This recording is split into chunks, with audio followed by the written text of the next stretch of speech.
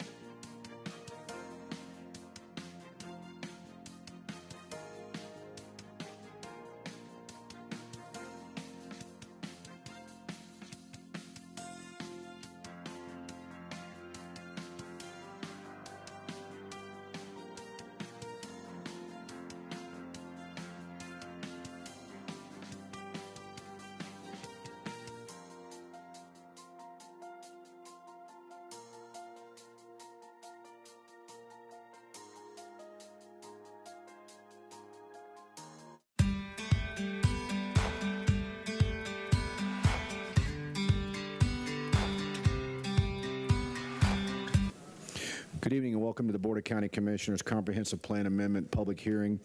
The Board of County Commissioners will consider the transmittal and adoption of amendments to the Comprehensive Plan.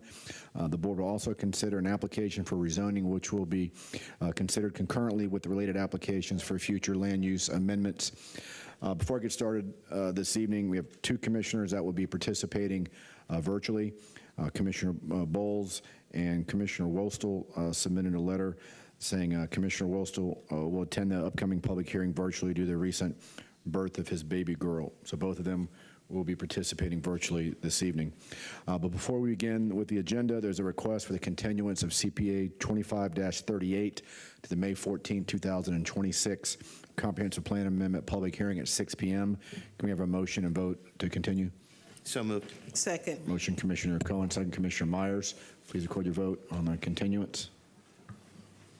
Commissioner Bowles? Aye. Commissioner Wostel?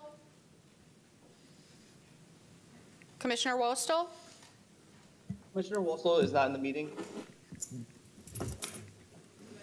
Motion carried 6-0. Okay. Now, those that are considering speaking this evening, I'll ask you to please stand so the clerk can swear you in.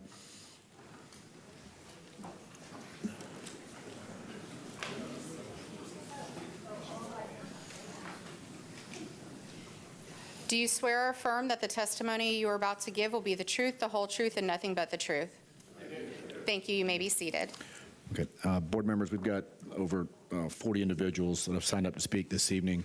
Consistent with previous action, I'd ask for a motion for each individual to be given 2 minutes. Motion, Commissioner Cohen. Second, Commissioner Myers. Please record your vote. Commissioner Bowles? Yes. Motion carried 6-0. Okay. I now ask the Planning Commission to introduce the first item on tonight's agenda. Yes, sir. Thank you. For the record, Melissa Leinhard, Planning Commission staff. Items B1 and B2 will be presented by Ms. Jillian Massey. Thank you. Good evening. Good evening. Jillian Massey with Planning Commission staff. I'll be presenting first HC CPA 25-04, which is Lutz Lake Fern Road, the urban service area expansion request. This is a privately initiated large-scale map amendment located on approximately 300 acres. The request is to bring the site into the urban service area. There's also a companion map amendment, which is HC CPA 25-03, which is moving concurrently with this amendment. The board last held a public hearing on these two items on May 8th, 2025, and approved the transmittal of the amendments to the state for further comment. The location of the site is in the northwest portion of unincorporated county. It's within the limits of the Keystone Odessa Community Plan and in the rural area. This aerial photo shows the subject site outlined in pink. The blue line represents the urban service area boundary. The areas southeast of the blue line are currently within the urban service area border. The surrounding development pattern is rural in nature with large lot single-family residential to the west and south. The smaller lot single family that you see to the east is due to clustering. However, future land uses in the immediate area are at a rural scale density.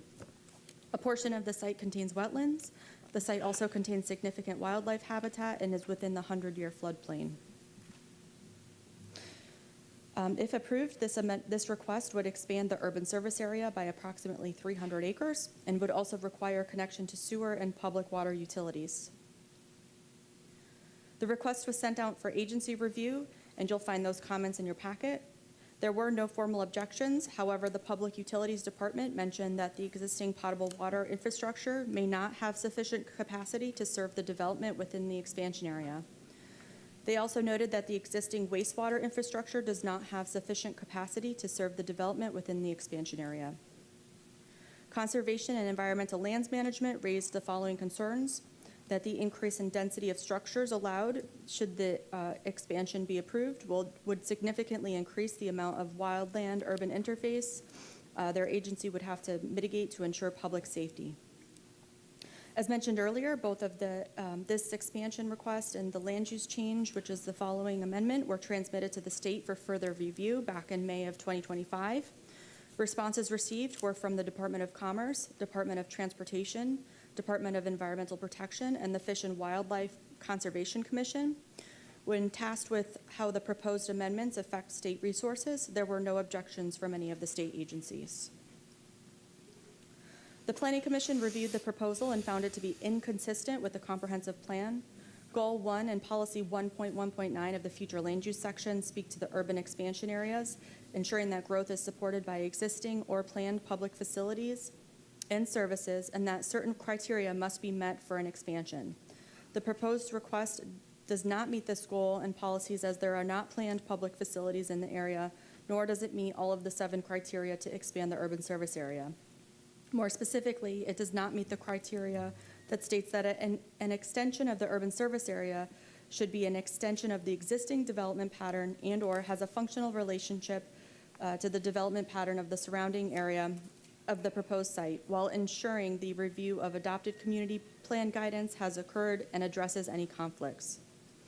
Policies 1.3.2 and 1.3.4 speak to additional urban expansion areas that will be considered, and they depict a need for an expansion to accommodate additional population or job growth during the time frame covered by the comprehensive plan.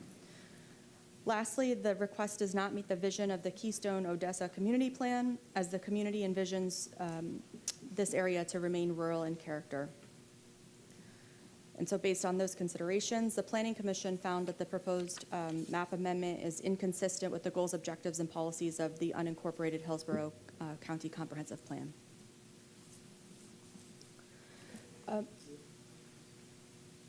So next I'll present the map amendment, which is the HCCPA 25-03. This is associated with the previous item. This is on Lutz Lake Fern Road. Again, this is a privately initiated large-scale amendment on approximately 300 acres associated with CPA 25-03. The request is to change the site from agricultural rural 1 to 5 to residential 4. As previously shown, the subject site's in the northernmost part of the county, abutting Pasco County. The only difference with the map application for the land use change is that the majority of the sites in the rural area north of Lutz Lake Fern Road, and there's a piece on the southern side of Lutz Lake Fern Road that is approximately 13 acres, which is already part of the urban service area. The aerial site is, the aerial photos outlined in this, the proposed site is outlined here in pink. As you can see, it's primarily vacant with forested wetlands covering most of the site, except for the northwest corner where you can see a burrow pit operation. The blue line again depicts the urban service area, runs along the Suncoast Parkway, and turns west along Lutz Lake Fern Road to take in a rural subdivision, and then turns south again along the Suncoast Parkway. Lands to the west include the subject site are in the rural area, and lands to the east are in the urban service area. The areas surrounding the rural area reflects an established rural community consisting of homes on large lots intermixed with agricultural uses and conservation lands. There's an island of a suburban scale development northeast of the site resulting from an earlier entitlement. The upper Tampa Bay Trail and Brooker Creek Headwater Preserve is a conservation area located to the southwest of the site. Looking east of the site is the Suncoast Parkway along Lutz Lake Fern Road. The area reflects a mix of rural and suburban development where there's Steinbrenner High School, McKendrick Elementary School, and that are east of the parkway. There's also planned communities such as Cheval and Villa Rosa that set a suburban tone of the area, and there's some retail and recreational uses intermixed, such as the golf course and equestrian center. This aerial focuses on the subject site in Hillsborough County. So this slide here will hone in on the site and its relationship with the adjacent area north in Pasco County. So it's more zoomed in on the northernmost portion of the site, and the development pattern is shown over the county line in Pasco County. This red star shows the general location in Hillsborough County. In contrast to the predominantly rural and agricultural development patterns surrounding the site, east of the Suncoast Parkway, the lands abutting the site to the north in Pasco reflect a suburban residential development pattern where there's residential 3 immediately to the north. Beyond this view from the slide to the north, there's approximately 1.5 miles. The Suncoast Parkway intersects with State Road 54. This area is urbanizing with a concentration of retail uses and apartments. However, there's no local interconnected streets within unincorporated county to Pasco County. The only vehicular connection to Pasco County is Angel Lane, which is just under 1 mile west of the site. This is the adopted future land use map showing the site outlined in black. It's designated agricultural rural 1 to 5. This category allows for a maximum of 1 dwelling unit per 5 gross acres, and neighborhood scale commercial up to 0.25 floor area ratio, subject to locational criteria. To the west of the Suncoast Parkway, along Lutz Lake Fern Road, are primarily designated as residential 1 and natural preservation. with a scattering of properties that are agricultural, rural 1 to 5. And the natural preservation designation is recognizing the Brooker Creek Headwater Preserve. Lands to the east of the parkway reflect a mix of public, quasi-public, recognizing the high school and elementary school. Residential 1 and residential 2 are also located to the east. And there is an area to the south designated residential 4, but this area is not in proximity to the site. The proposal is to change the site to residential 4. The proposed amendment will result in an increase of approximately 1,100 dwelling units and allow for suburban scale development. The non-residential square footage would not change. It's important to note that these numbers consider the maximum potential without consideration of environmentally sensitive lands such as wetlands. The Keystone Odessa Community Plan does not allow for the wetland density credit. Therefore, at the rezoning stage, the numbers are calculated on upland acreage only. So currently, under the future land use designation that exists, 61 dwelling units could be considered, and approximately 3.3 million square feet of non-residential development. And under the potential, approximately 1,200 units could be considered, and the non-residential development does not change. So the map amendment was distributed for agency review, and the responses are in your packet. No objections were received, although a number of concerns were noted. The Public Utilities Administration stated that potable water and wastewater infrastructure may not have sufficient capacity to serve the development within the expansion area. The school district stated that Hammond Elementary, Martinez Middle, and Steinbrenner High School are projected to be over capacity with the approval of this map amendment.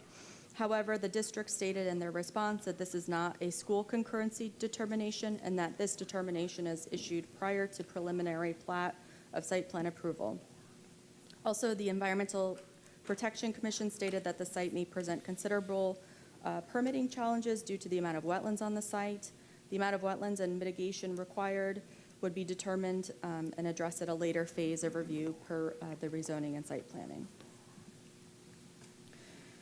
The Planning Commission reviewed the proposed land use change based on the site's location and local conditions and looked at the rural area related policies and the Keystone Odessa Community Plan and found that the proposed change was inconsistent with the following policy direction in the future land use section as well as the community plan.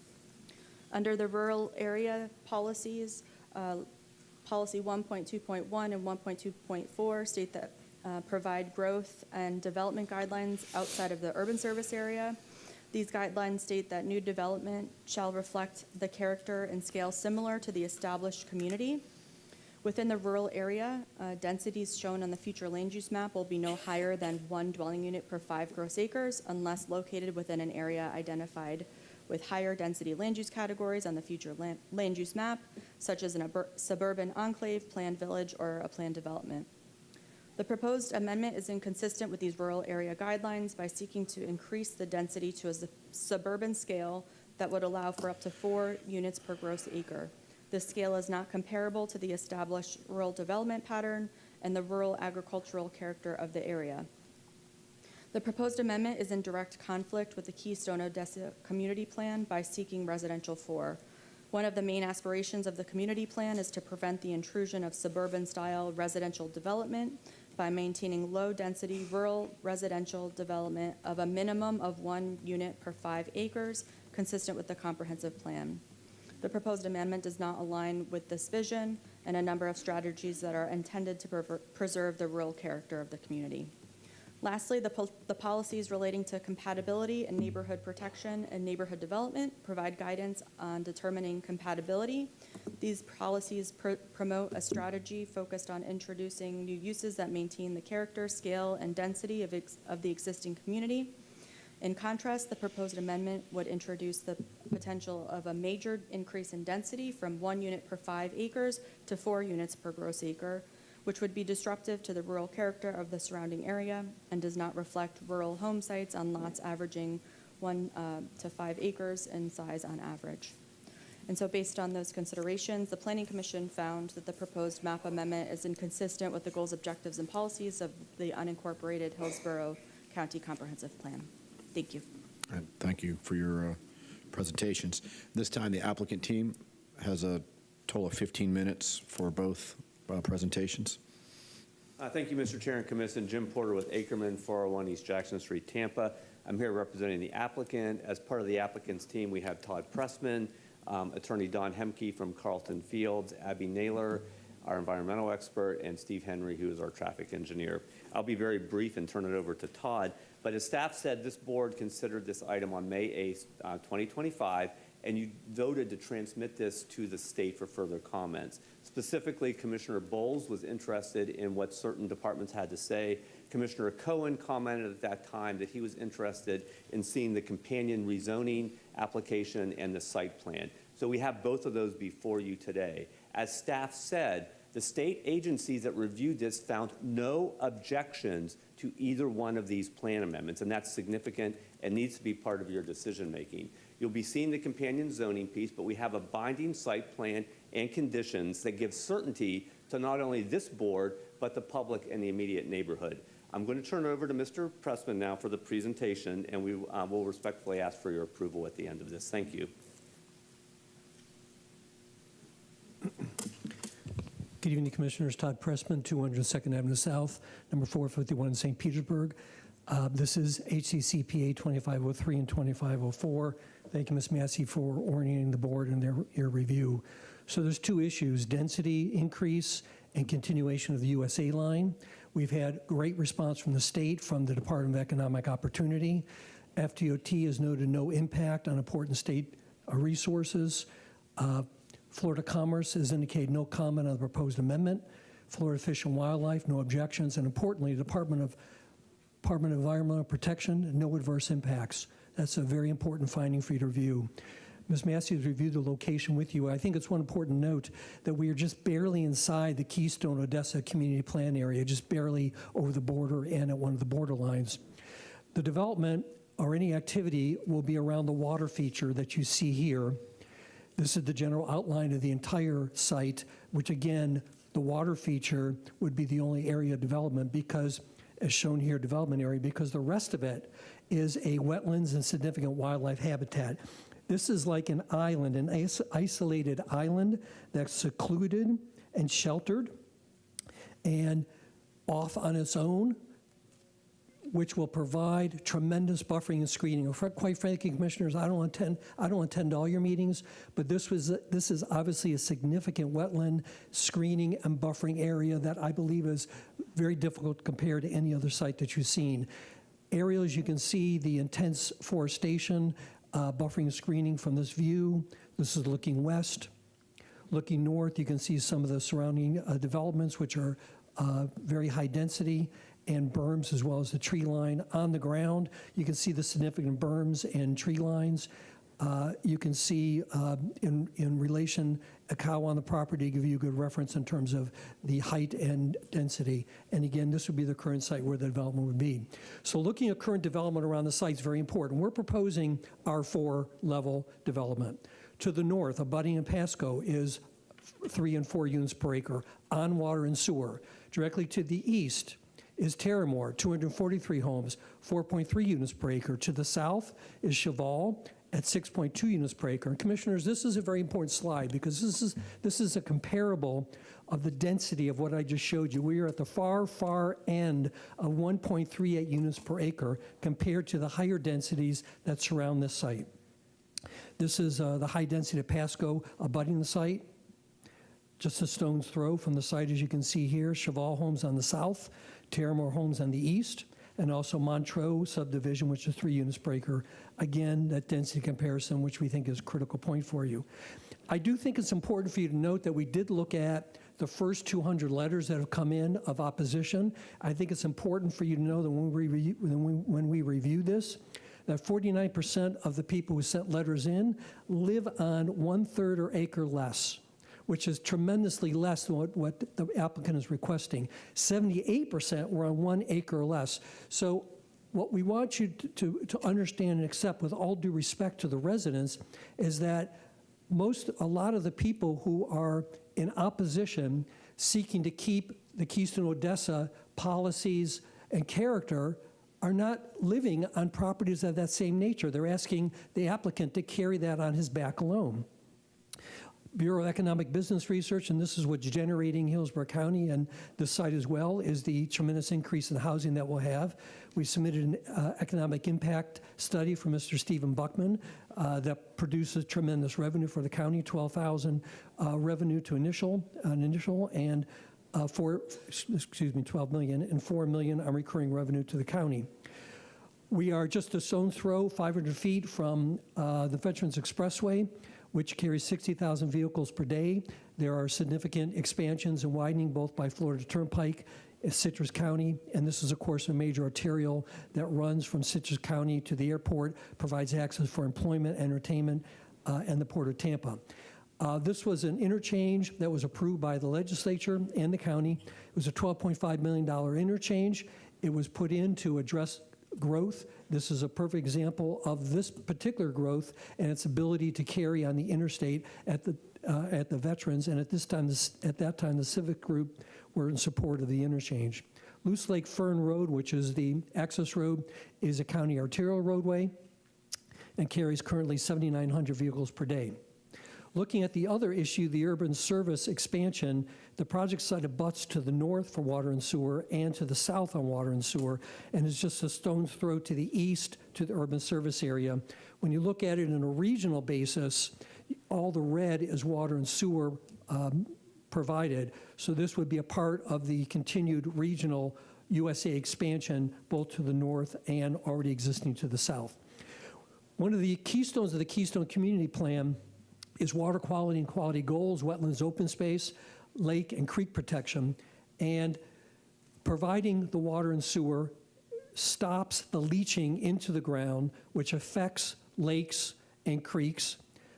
In fact, there's been a warning by Hillsborough County about blue-green algae health alert in Keystone Lake. This would be an element that would apply to that.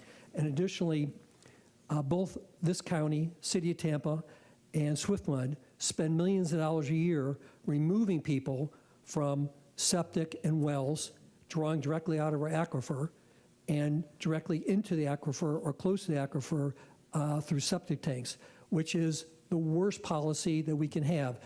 As a former member of the Swiftmud Governing Board, that is a main effort to improve our waterways, and again, one of the cornerstone of the Keystone Odessa Plan. You have an entire chapter on housing.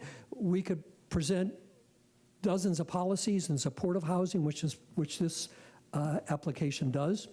We had our private planner, Ortiz Planning Solution, look through this application, who found that the area is of suburban character, portrayed with suburban density in small lots, and provides a rural-esque setting. It's consistent with the abutting development to the north and within Pasco County, and necessary to preserve the substantial amounts of wetlands. The land use reclassification will result in a character that is compatible. It is consistent with the residential development in the existing area, and assume the cluster development pattern would be a positive in terms, as I've shown you, to keeping this project out of the wetlands, out of the wildlife habitat, and maintaining approximately 70% of the entire property as being wetland and wildlife habitat. Roughly about 30% would be developed in the residential area. So in summary, what we think is critical is recognition under the comp plan of the same densities or higher densities to the north, to the east, and to the south, and the low density that's proposed here because of the small area that will be developed around the water feature, and leaving significant wetlands and wildlife. We think it's important to have a perspective of, with all due respect to residents who are bringing forward objections in this request. And again, in regard to the surrounding urban service area, both to the north, to the south abutting, and to the east, which is just a stone's throw away, which is part of the regional view. And again, final perspective is that this is a site that is really just at the initial beginning parts of the Keystone Odessa plan. It's not in the center. It doesn't find itself deep into that plan. It's at a point where it's close to the interstate and high density of schools and commercial. And again, final, the support from the state, which was no opposition from many different departments.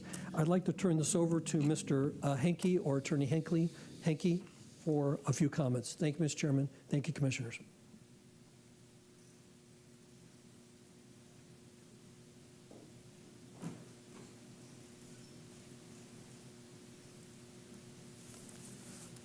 Good evening. My name is Don Hemke, H-E-M-K-E, and I'm attorney with Carlton Fields, where I've been land use for 47 years.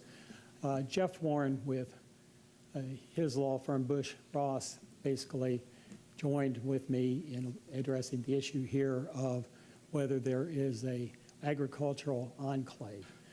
Mr. Dibbs, we concluded that Mr. Dibbs' property, and I would ask if you could hand out the reports that we've done,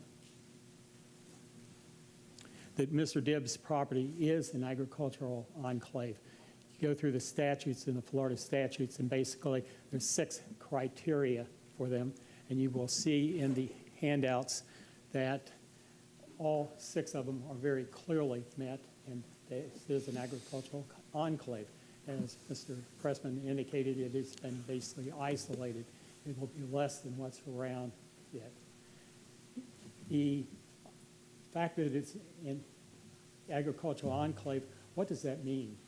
What it means is that it's presumed that you should be able to develop consistently with the property around you. And here, looking at his densities, it would be consistent with the properties around, so that that criteria is met.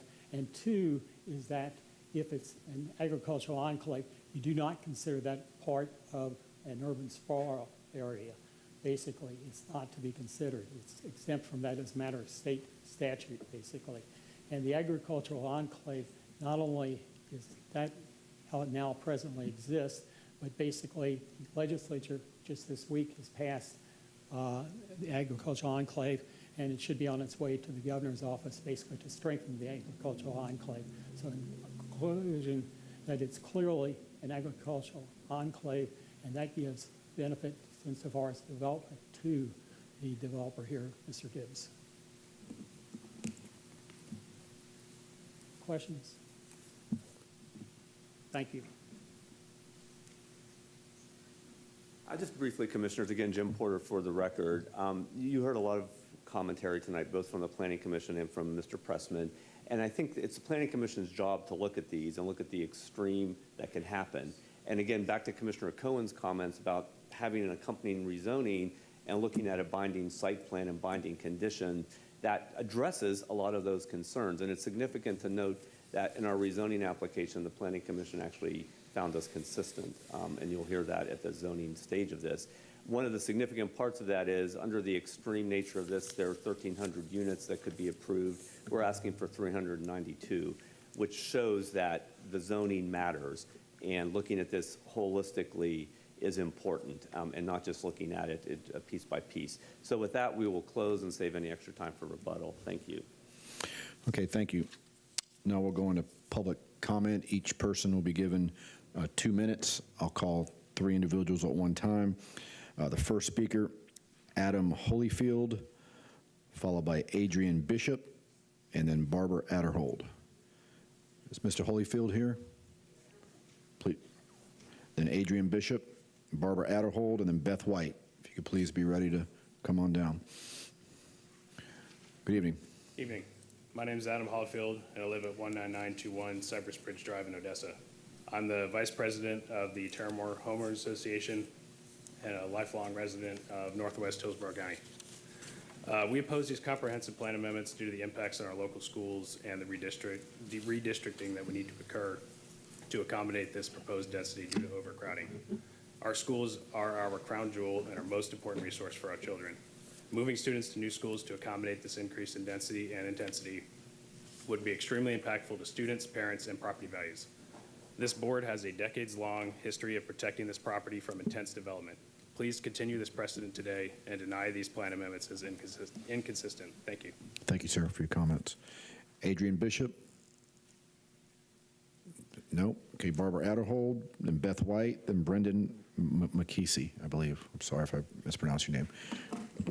Good evening, Commissioners. Mr. Bishop might be downstairs in the overflow room. Okay. Barbara Adderhold, P.O. Box 272879, Tampa, Florida. I live on more than 2 acres. At the May 25th hearing, the applicant's representative said that nothing is acceptable to the community. No borrow pit, no residential. This is not accurate. The applicant has always been able to develop as residential, large lot homes which are consistent with the Keystone community.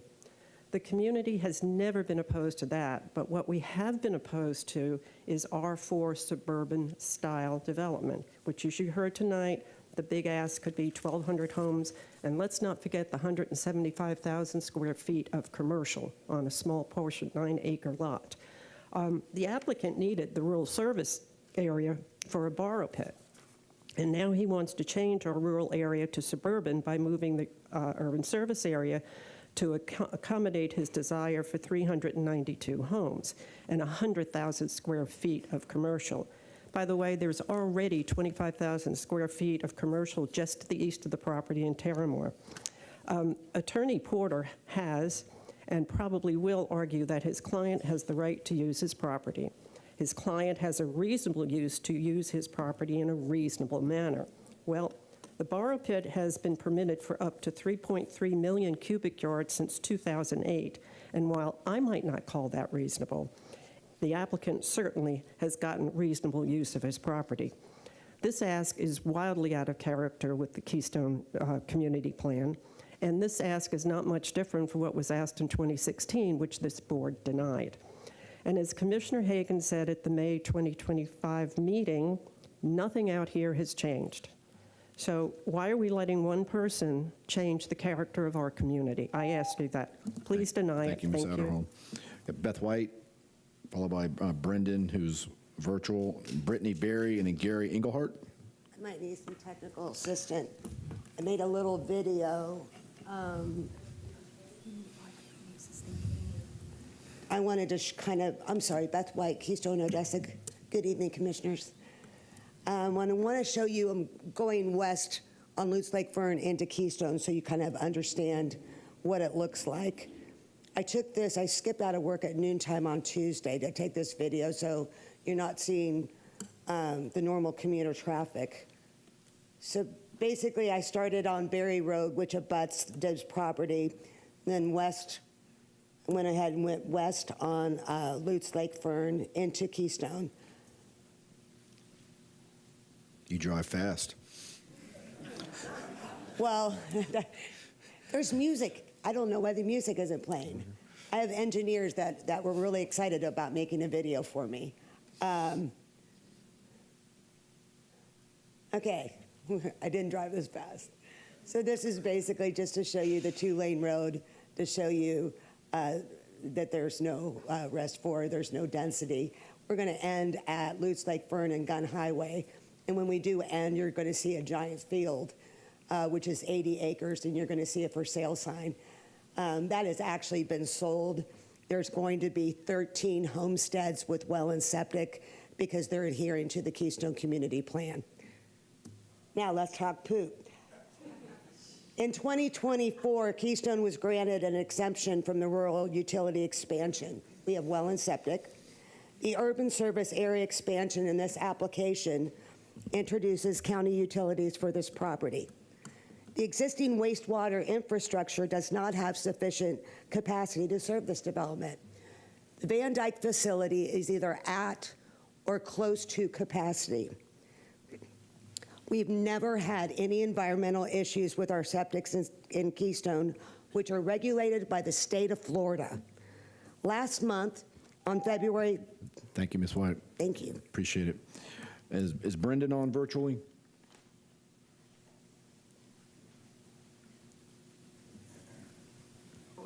Brandon was on just a moment ago, but he just signed off. Okay, thank you. We got Brittany Berry, followed by Gary Engelhardt and James Stevens. Good evening. Good evening, Commissioners. My name is Brittany Berry. I live on a 10-acre lot at 19506 Berry Acres Trail, adjacent to the property in question. My husband and I are raising 2 young daughters on this property with my in-laws, Jim and Kathy Berry. The road's named after them. They lived there for 42 years. The applicant's plans for increasing the density of Res 4 will use our personal driveway as the entrance and exit to the proposed 1,200 homes. My husband and I operate and own a small business in the heart of City of Tampa in Ybor City. We employ 25 people. I am familiar with commercial development, the importance of stimulating the economy, and City of Tampa traffic. However, we choose to live in Keystone, Odessa because of the community plan that respects 1 home to 5 acres and preserves the rural character of the special part of Hillsborough County. Could I turn this? Is this on by chance? That's on? Okay. We make the drive every day to and from Ybor City, specifically to live where we choose to live. The Keystone Odessa Community Plan is in place to protect the region's special nature when a challenge to land use is presented, such as this. In the plan, Objective 1.2 supports this idea. This area cannot survive next to high-density development like this plan amendment proposes. So, like Beth was doing, I'm just going to show you a couple of pictures of the nature of our area. In the Keystone Odessa area, there's no less than 15 horse stables, ranches with llamas and donkeys, students raising pigs and goats for ag, and working farms similar to ours. We raise a cow-calf herd on our property along with donkeys, chickens, and ducks. Our neighbors on 2 sides are horse stables, ones that run riding lessons and summer camps for visitors. My daughter, just 6 years old, brought home the ducks that she hatched in her pre-K class, and we built a coop together. This kinds of hands-on agricultural experience connects children to the land. It teaches them the values of responsibility and stewardship. And residents from across the Hillsborough County visit Keystone Odessa because of the beautiful preserved nature of the Upper Tampa Bay Trail, and to visit nature experiences such as the Brooker Creek Preserve and McMickey's Farm. Introducing 1,200 new homes and maybe even more commercial development along Lutz Lake Fern will destroy farmers' abilities to have working farms and deny community or Hillsborough County residents of the natural areas to explore. The Keystone Odessa area is special because of its rural nature, and it's a gem in Hillsborough County for all residents to enjoy. This proposal will destroy the natural elements of this area and endanger all who live and visit Keystone Odessa. Thank you for your time. Thank you for your comments. Gary Engelhardt, followed by James Stevens, and then James Berry. Good evening, sir. Good evening. My name is Gary Engelhardt. My address is 19825 Angel Lane in Odessa. I have 20 acres of property adjacent to the subject petition. And my property is very much of a rectangle, almost a skinny rectangle with hundreds of feet parallel and adjacent to the boundary of this petition. I've been a land use planner in Hillsborough County for 40 years. And in fact, I served as a zoning administrator for Hillsborough County for a number of years, followed by being the director of the Gross Management Department for a number of years. And so I'm familiar with the importance of urban service area boundaries and the importance of land use compatibility, extremely important to the health and welfare of the community. The map amendment before you requests a change to the residential 4 land use category. You saw the map that was up here earlier on your screens. The subject property currently zoned AR, agricultural rural. So this property to the immediate west, where my home is located, AR transitions to residential 1, further to the west, to the east, residential 1. You saw the general pattern. And you can see where if this petition is approved, it would create this enclave, this intense area that is out of character with the rest of the surrounding land use pattern in the community. The applicant could have requested residential 1. I'm convinced of it. My experience tells me you could have built a beautiful subdivision in there. You can, with a lake, and make it something really special. But instead, no. That's not what he wants to do. Mr. Dibbs, I believe, has asked to go for an increase that would be 5 times what is there now. But that's not even sufficient. He wants to leapfrog to 20 times what he has instead of using what he has at his hands, asking for that much more. The Planning Commission did a study, looked at changes that needed to be made. Thank you, Mr. Engelhardt. Appreciate your comments. Thank you Got for hearing my comments. Yes, sir. Got James Stevens. Stevens here, followed by James Berry and Jane Whitehurst. Good evening, sir. Thank you. I've lived on Angel Lane for 59 years, even before there was an Angel Lane, directly across from this project. Backups in the morning at rush hours, it's 2 or 3 hours. I can't even get out of my driveway many mornings. Afternoons are about the same. Traffic jams north and south end on that road that all these neighbors have to deal with. The additional traffic will add almost 6,600 trips daily on Luke Lake Fern Road, with additional 160 trips in the AM, 478 cars PM peak hour. Luke Lake Fern is a 2-lane road with no plans for widening in the county's capital improvement plan. The applicant's traffic analysis did not address how it will affect the volume of traffic is currently on the Suncoast Parkway, which many times of the day is at a standstill. It's also not evaluated the impact of this project on Angel Lane, which will surely bear the brunt of most of this traffic.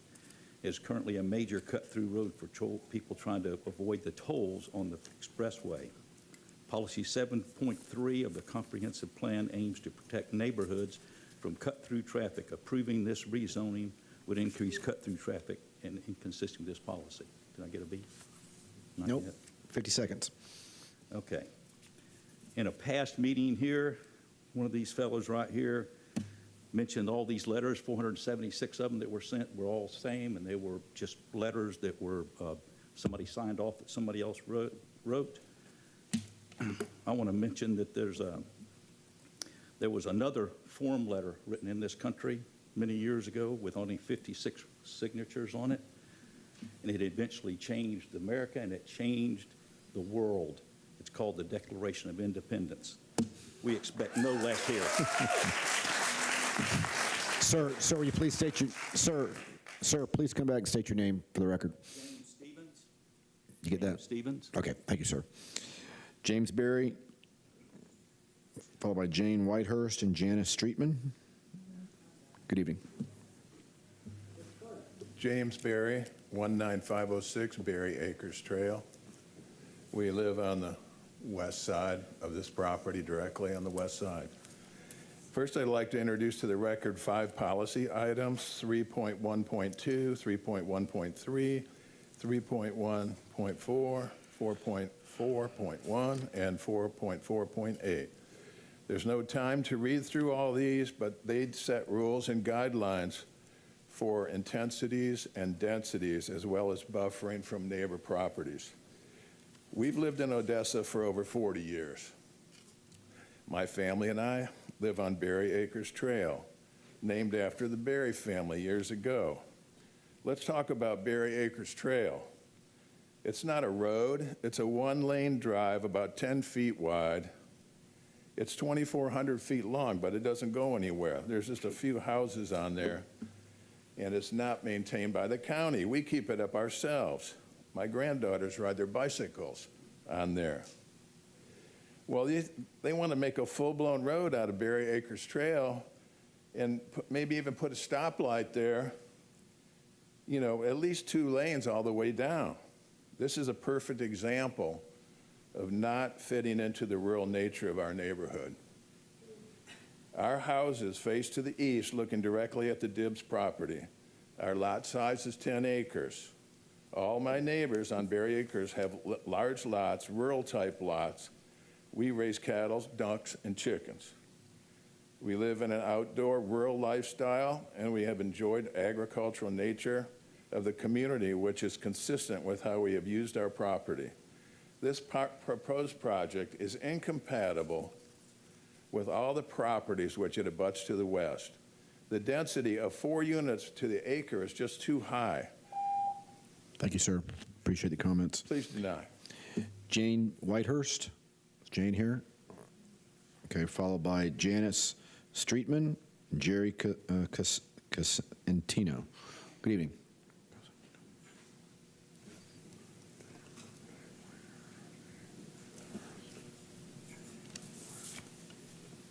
All set.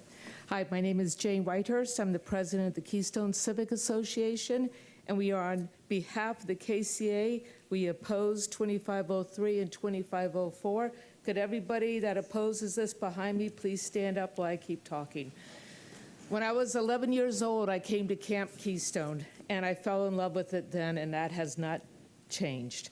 My first horse farm, however, was not in Keystone. I tried, couldn't make it here. I went to Manatee County, and it started off rural. It was gorgeous, crops, citrus, beef, cow, dairy farms, everything. But we got pinched out by development so bad, and we all know what it looks like south of the Skyway now. I did make it to Keystone. 15 and a half years ago, I bought a 10-acre farm, and I did well. I also found out that as you get older, you can't always keep a horse farm, so we sadly had to sell. I was so happy when somebody who bought it is going to keep it as a horse farm. I love the property so much. There's a picture of it here. We had access to Lake Dam Preserve, which was just gorgeous. And I found out the secret to why the Keystone wasn't like any other city that I'd ever been in or town. And that was because it's been protected by the KCA and all the civic organizations before that since 1910. So I sold my farm and we moved, and I said, where am I going to move to? I mean, somewhere in Keystone, of course, but it was hard because I was used to 10 acres. We found a wonderful place. This is in a neighborhood. It's an HOA. It is 50 houses. They are on septic and well, and this is, that was a picture. Look at that. This is not filtered. That is God's light right there. When we move, oh, Thank you, ma'am. Okay, thank you. Appreciate your comments. Janice Streetman, followed by Jerry Cosentino and John Zumwalt.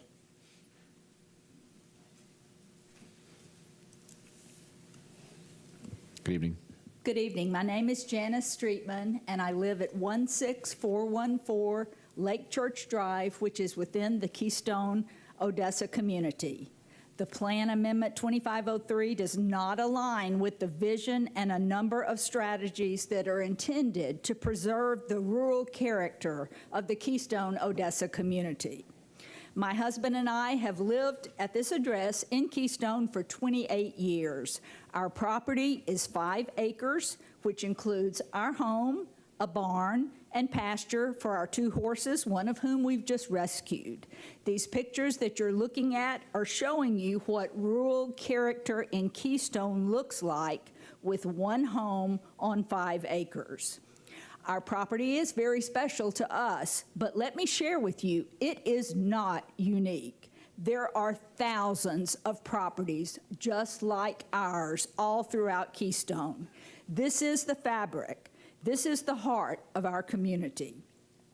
My husband and I are lifelong avid trail riders. In 1999, I, along with 2 other ladies, worked with the county to cut the horse trails in the Northwest equestrian community. I'd like to share the newspaper article from 1999, which details our journey and the impact the volunteer endeavor made in the life of our Keystone community. I am the KCA liaison with the Bacchus Equestrian Organization. Their mission is to provide therapeutic horseback riding for individuals with disabilities. They are moving their operation to the Northwest Equestrian Park, and we welcome them into the Keystone community. This is what Keystone and rural community is all about. The current zoning on Mr. Dibbs' property is 1 home per 5 acres, the exact same zoning that is on my property and thousands of others. Thank you, Ms. Streetman. Appreciate the comments. Jerry Cosentino. Jerry here. Followed by John Zumwalt, and then Keith. Good evening. My name is Dr. Jerry Cosentino, and I have lived at 18912 Crescent Road for nearly 38 years, about 4 miles away from this project. I could say that our county commissioners, you're all intelligent people, and you have a very accurate assessment on what type of changes this would do to our rural community, so I won't bore you with a bunch of facts. My own sleepy old Crescent Road, where old McMickey's farm is at, is now a cut-through, and you can look out my front door and see bumper-to-bumper traffic as you observe the hayfield across the street. If you head west on beautiful Lutz Lake Fern Road, you'll find no north or south crossing streets. For those city people, that means on your right and your left. And if you continue on west, you'll eventually bump into Gun Highway. And for as far as you can see, you will see traffic from one end to the other. As you can tell, I'm a senior citizen, and I have had the pleasure to live in Odessa for 4 decades. I raised my family here. At this stage in my life, you can understand that I'm not here for myself. I do it for the people of this county that don't want to contend with these proposed amendment changes, which only result in outside entities that want to impose unwanted changes to the character of our community. I do this also for these people in the overflow room, in the hallways, and at home watching this. I do it for all our neighbors.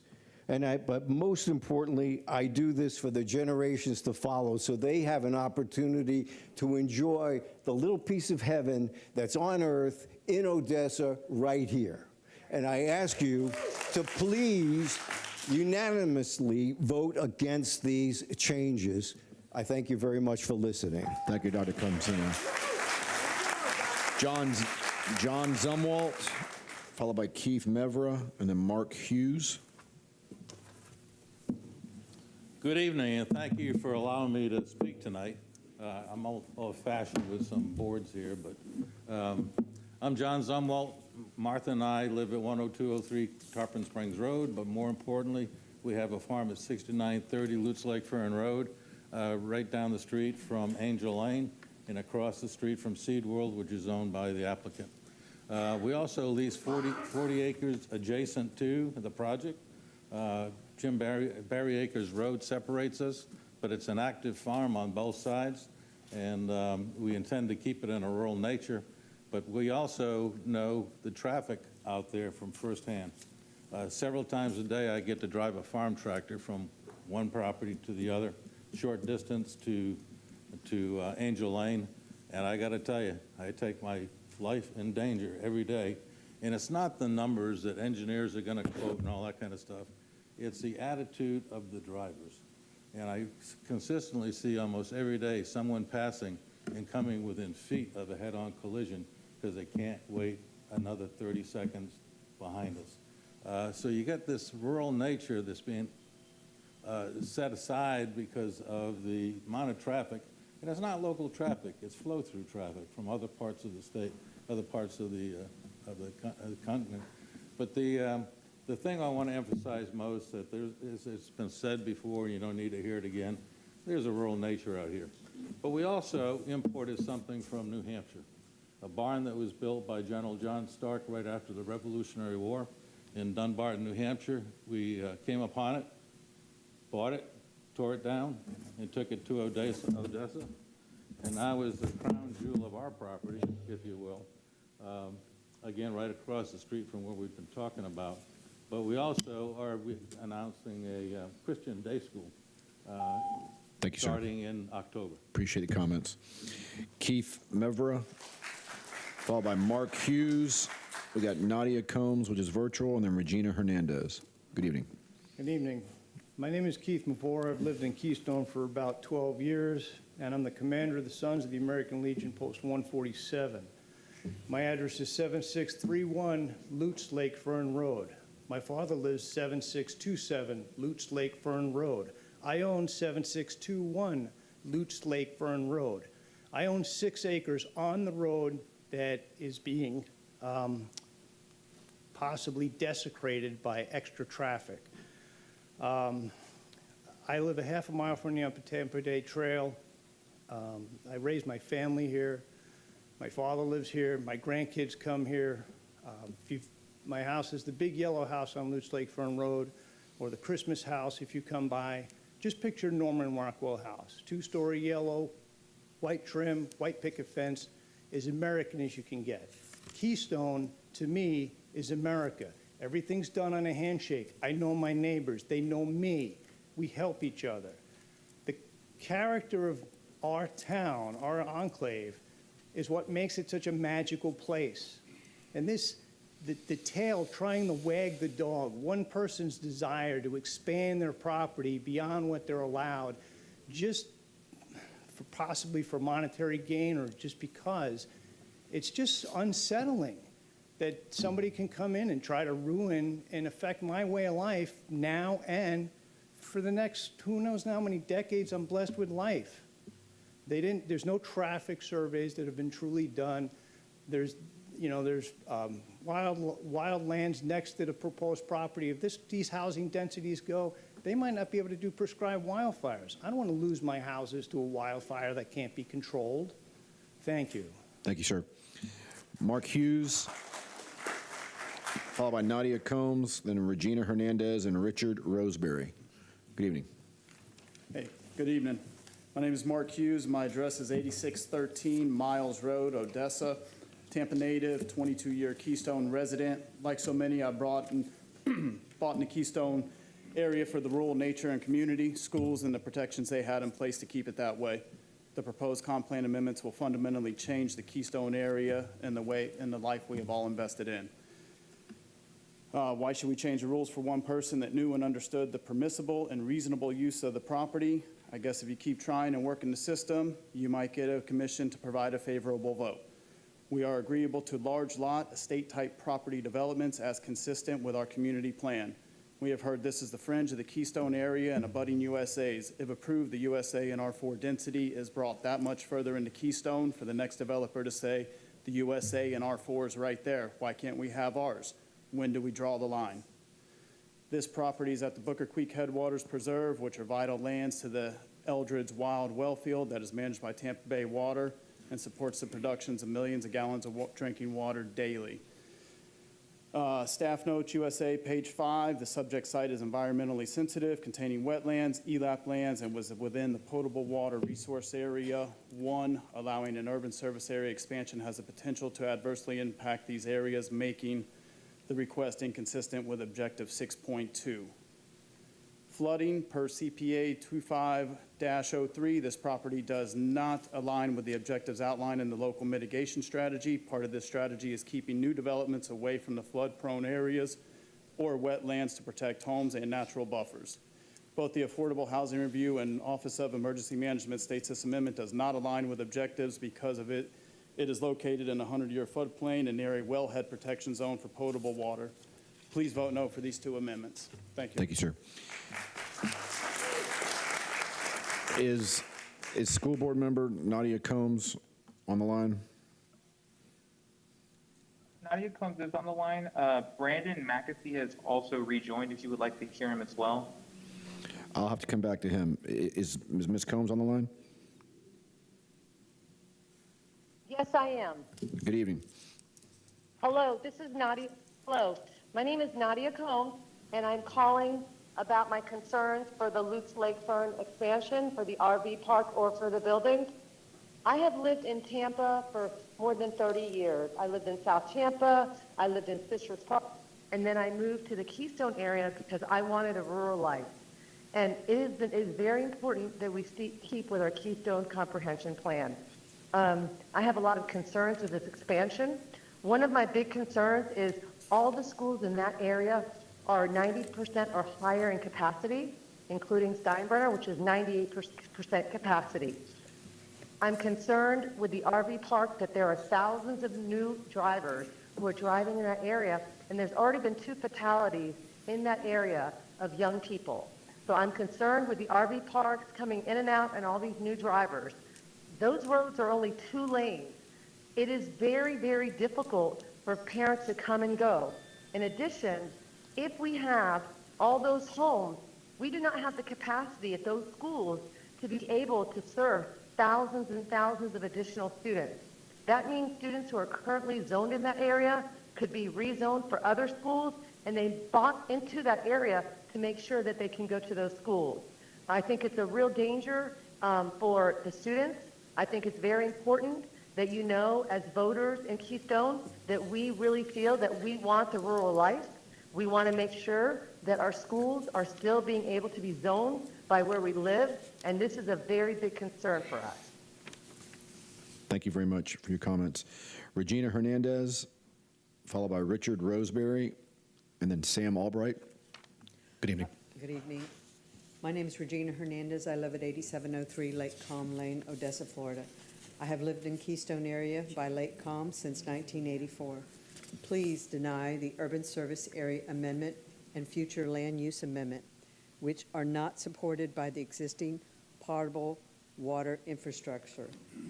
The staff reports explains that a large portion of the subject site is environmentally sensitive and is within the potable water protection impact zone 1, which contains wetlands and significant wildlife habitat. It also explains the existing potable water infrastructure may not have sufficient capacity to serve development within the expansion area. Significant off-site improvements may be required to provide adequate potable water service to future developments within the expansion area. Therefore, the request for this expansion of the urban serving area would create an increased need for more public infrastructure, creating insufficient use of land to provide public services. Your staff has recommended against this. I ask you to please deny it based on these things. Thank you. Thank you, Mr. Hernandez. Richard Roseberry, followed by Sam Albright, and then Thomas Warner. Good evening. Good evening, Commissioners. My name is Rich Roseberry. I live at 19406 Pine Valley Drive. Thank you for taking the time to listen to us tonight. This is not just about one project, but this is about a pattern. There's a documented history of this applicant repeatedly challenging county authority, not only locally, but through federally litigation and attempts to override established planning decisions. This matters. Your votes previously have mattered in changing and keeping this from going forward with Live Local, because it shows not only is this a one-time request or a misunderstanding, it's a consistent effort to push beyond established rules and then challenge those rules when they are staying in the way. We've already seen restricted truck hauling where activity on Loose Lake Fern Road was limited, yet exceptions were pursued. Environmental impacts, including documented disturbances to map wildlife habitat, legal challenges, including federal actions aimed at overriding local planning protections. Taken together, this is not speculation, this is a pattern of behavior. And today, you are being asked again to make an exception. But the comprehensive plan and the Keystone Odessa Community Plan exist for a reason: to protect residents, to preserve environment integrity, and ensure compatibility with responsible land use. Approving this proposal would send a dangerous message that repeated challenges, pressure, and escalation are an acceptable path to achieving developmental approval. This is not how planning is supposed to work.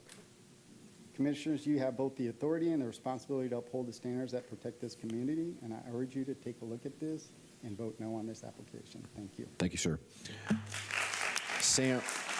Sam Albright, virtual, and Thomas Warner, Tim, I'm not going to even try and pronounce your last name, and then Ward Netcher. Is Sam Albright on the line? Yes, thank you. I heavily oppose this expansion. This will surely cause an influx of people. It will cause roads to be expanded, raise our taxes.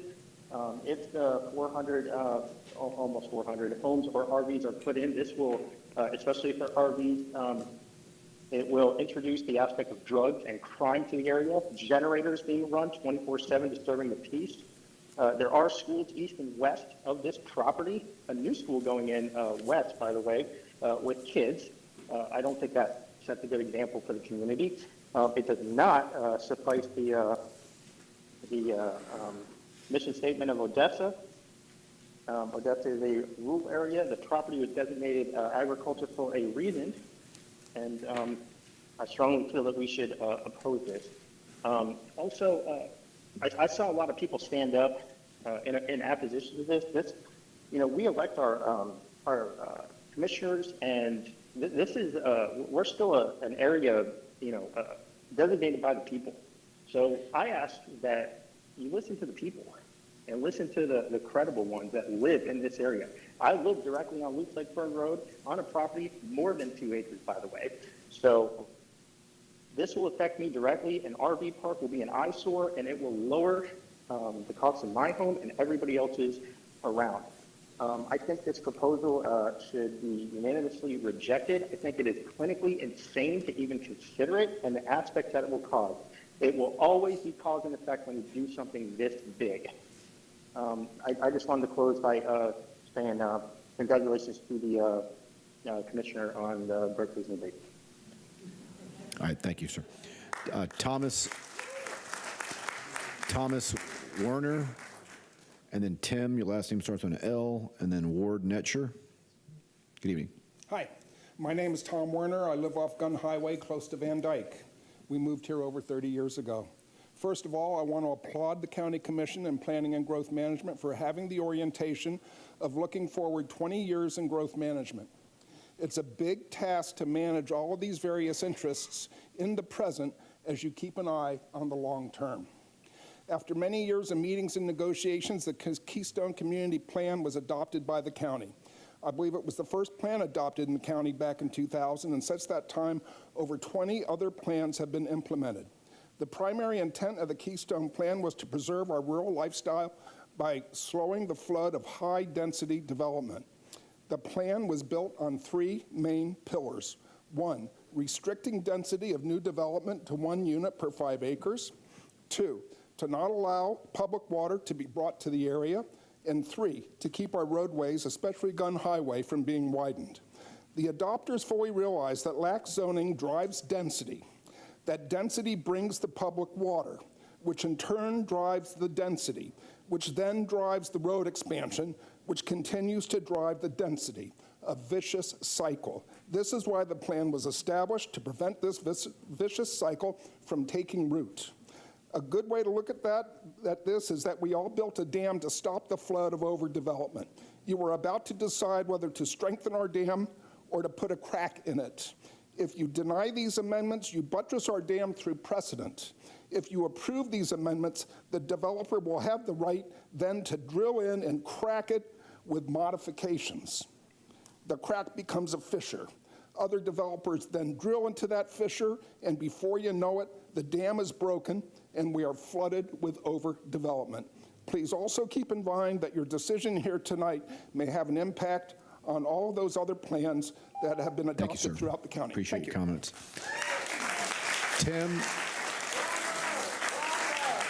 is Tim L here? Okay, followed by Ward Netcher, Carrie O'Donnell, and then Dean Gerasi. Good evening. Good evening. I'm Tim Lahamadou. I'm the president of the Lakes of Keystone HOA. It's a homeowners association which consists of 56 homeowners with a full acre or more lots. I'd like to echo School Board Nadia Combs' comments about the schools. The approval of the urban service area expansion would put Hammond Elementary, Martinez Middle School, and Steinbrenner High School over capacity.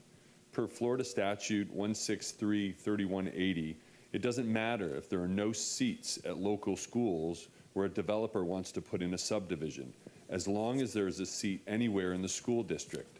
The developer simply writes a check to the Hillsborough County School Board. So our children who currently attend these schools will be forced to say goodbye to their friends, their classmates, their teachers, and their school activities to be sent to another school in Hillsborough County. The residents of Lake Keystone moved or built houses here to raise their families, not only based on the schools, but because Keystone is a small rural community that values nature above development.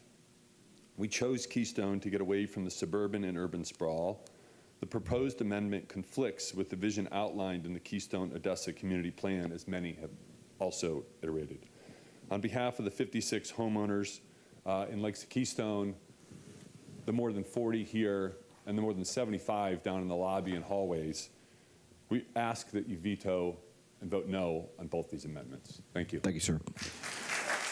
Ward Netcher.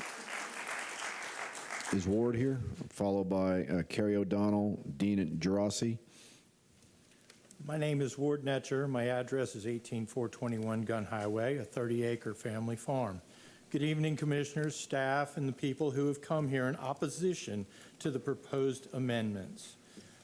We have never had any environmental issues with our septic systems in Keystone, which are regulated by the state of Florida. Last month, on February 15th, at North West Regional Facility on South Mobley, a 6-inch sledge line broke, releasing 4,500 gallons of waste. 2 days later in Plant City, there was an overflow causing 50,000 gallons of wastewater to enter a stream that connects to English Creek. The same month, almost 11,000 gallons of sewage spilled in Temple Terrace and 12,000 gallons off Orient Road. We want to keep our septics and wells in Keystone. Overpumping has been a serious problem for years, causing saltwater intrusion, sinkholes, lower lake levels. Increasing density will further amplify these problems. It does not make sense to increase densities, especially since there are over 30 municipal wells in Keystone, Odessa.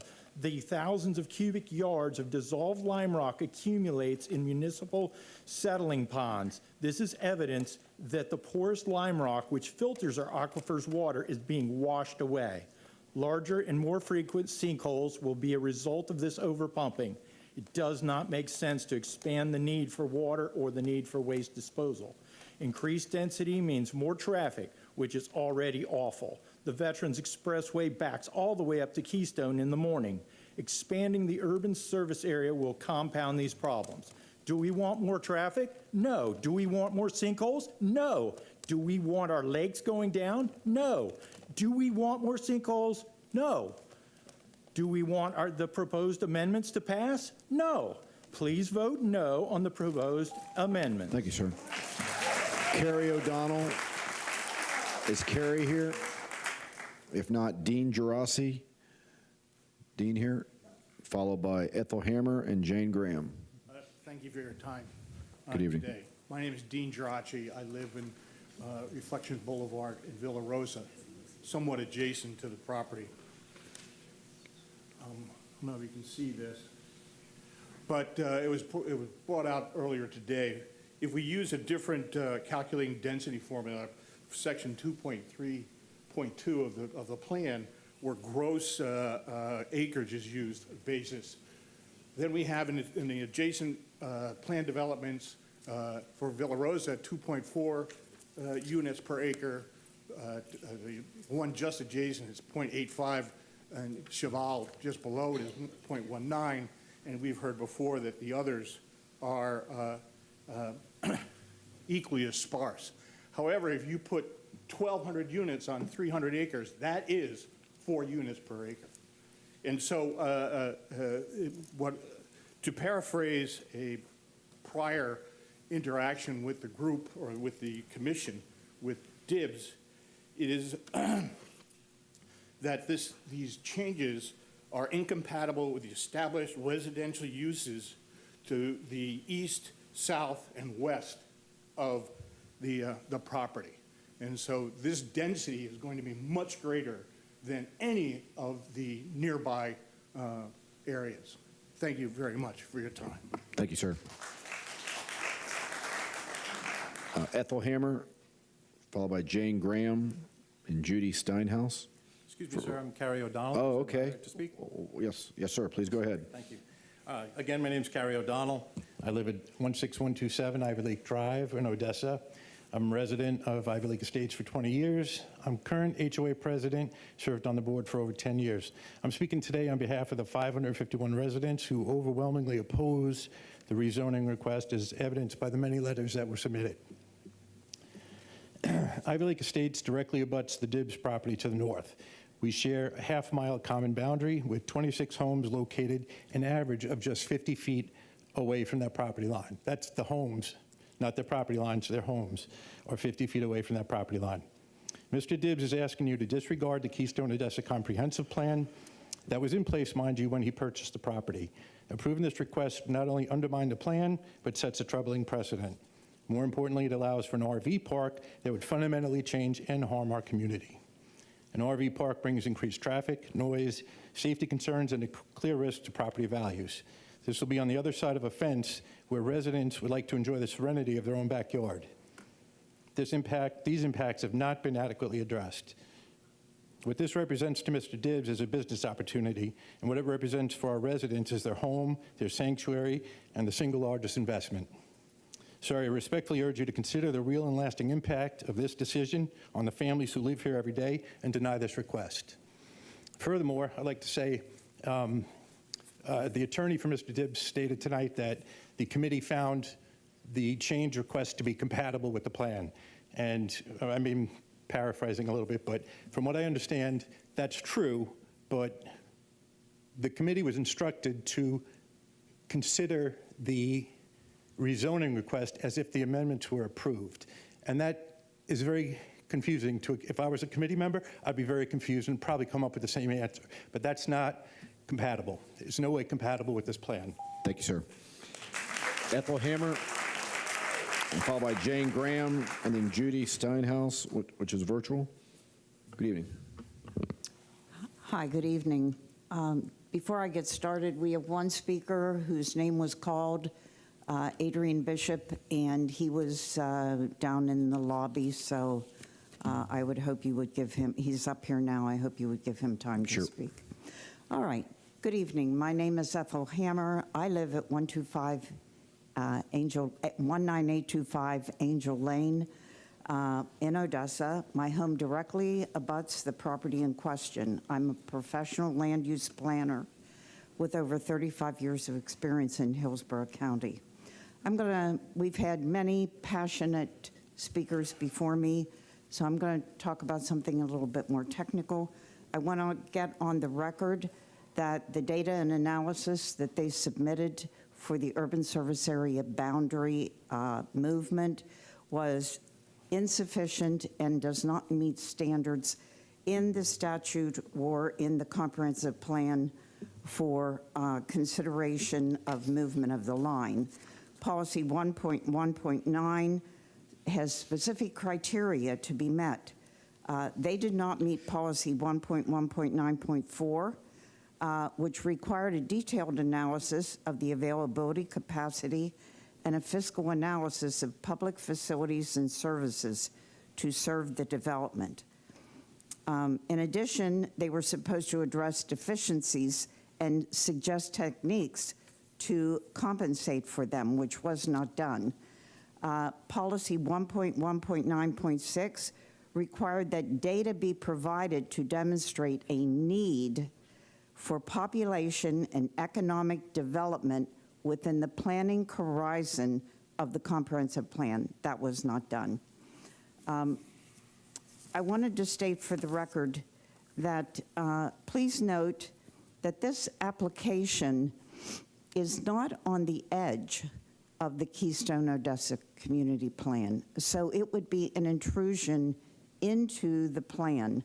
I also want to point out that the densities, I believe somebody else briefly talked about this, the densities of the surrounding projects are wrong. Thank you, ma'am. Thank you. Jane Graham, followed by Judy Steinhaus, which is virtual, then Nancy Schneider, which is virtual, and then Trish Lawton. Good evening.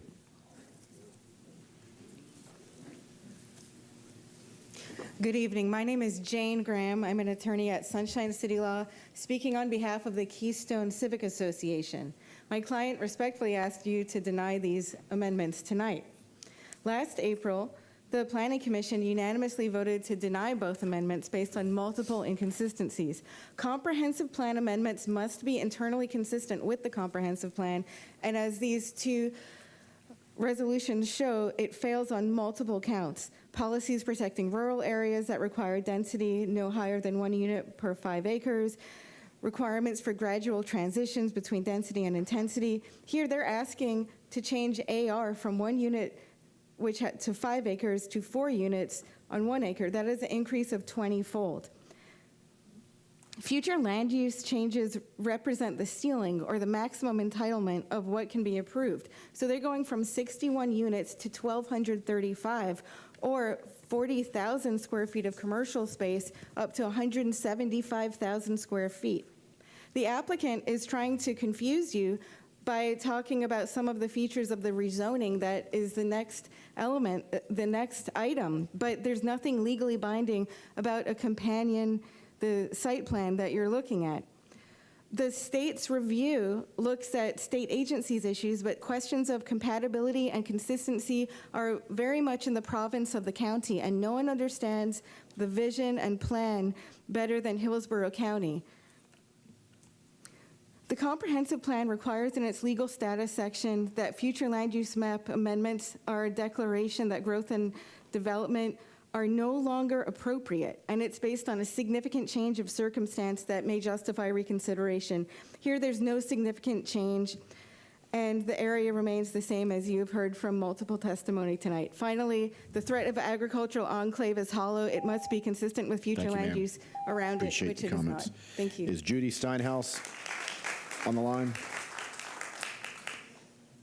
Good evening. My name is Judy Steinhaus, and I live in this community on a horse farm that includes 19 acres of land. I chose to move to a rural area with my horses and dogs to live out a quiet, peaceful life. The proposed rezoning does not coincide with my reality of what it means to live in the country. Our roads are already limited and getting more and more congested every day, making our roads significantly more dangerous. These roads were not designed to handle the additional amount of traffic that would come, let alone how this would affect our emergency services if this rezoning is approved.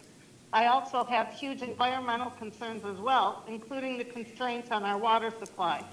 More importantly, this proposal would forever change the character, landscape, and lifestyle that we all moved here for in the first place. It would take it from a rural and agricultural community to a crowded suburbia without the proper infrastructure to support it. I respectfully ask you to deny your votes in rezoning our beautiful land and respect our property and the community that currently exists here. Please remember that these are potentially devastating and lifelong changes that you're considering for our community, and vote no. Thank you. Thank you. We got Nancy Schneider, virtual, followed by Trish Lawton, and then Adrian Bishop. Is Nancy Schneider on the line? Yes. Hello, my name is Nancy Schneider at 11810 Blue Tick Drive in Odessa. That's behind the Keystone Produce Market off of Tarpon Springs Road. Thank you for the time this evening. These plan amendments are not minor adjustments. This is a fundamental shift in land use policy. In Keystone, we have a clear intent of low-density development. As noted on this call, 1 home per 5 acres. To the first speaker representing the Dibbs property, Loose Lake Front Road is very much part of the Keystone area and a road I travel frequently on. You may call this the outskirt of Keystone. I call this my home. This proposal is a 20-fold increase in intensity of development. It is not compatible with the existing character of Loose Lake Front Road and the entire Odessa community. Approximately 60 homes under current zoning should not be altered. It allows for the reasonable growth that I know is important and is inevitable. The surrounding road network, utilities, water system, fire rescue has been discussed on this call is not compatible with this level of commercial residential activity. The traffic, increased congestion, safety risks should be weighed heavily. Widening roads, adding lanes, turn lights is not the answer for what the developers claim as keeping safety a priority. This proposal will negatively impact the environment and the quality of life for all residents, and for me personally, specifically, living on a 19-acre horse farm in this beautiful area of Keystone, and is what I expect to remain as such. Further, and extremely, very importantly, expanding the urban service area sets a very dangerous precedent. It is telling everyone that rural sprawl and incremental commercial development into agricultural areas is not respected, and it should have the utmost respect and command protection. The Planning Commission has already reviewed this and found it unacceptable, and it should carry tremendous weight Appreciate in the opposing these comments. amendments. Trish Lawton, it's Trish here, and then followed by Adrian Bishop, and then Brendan McKessie. Yeah, come on. Oh, no, I'm Lawton.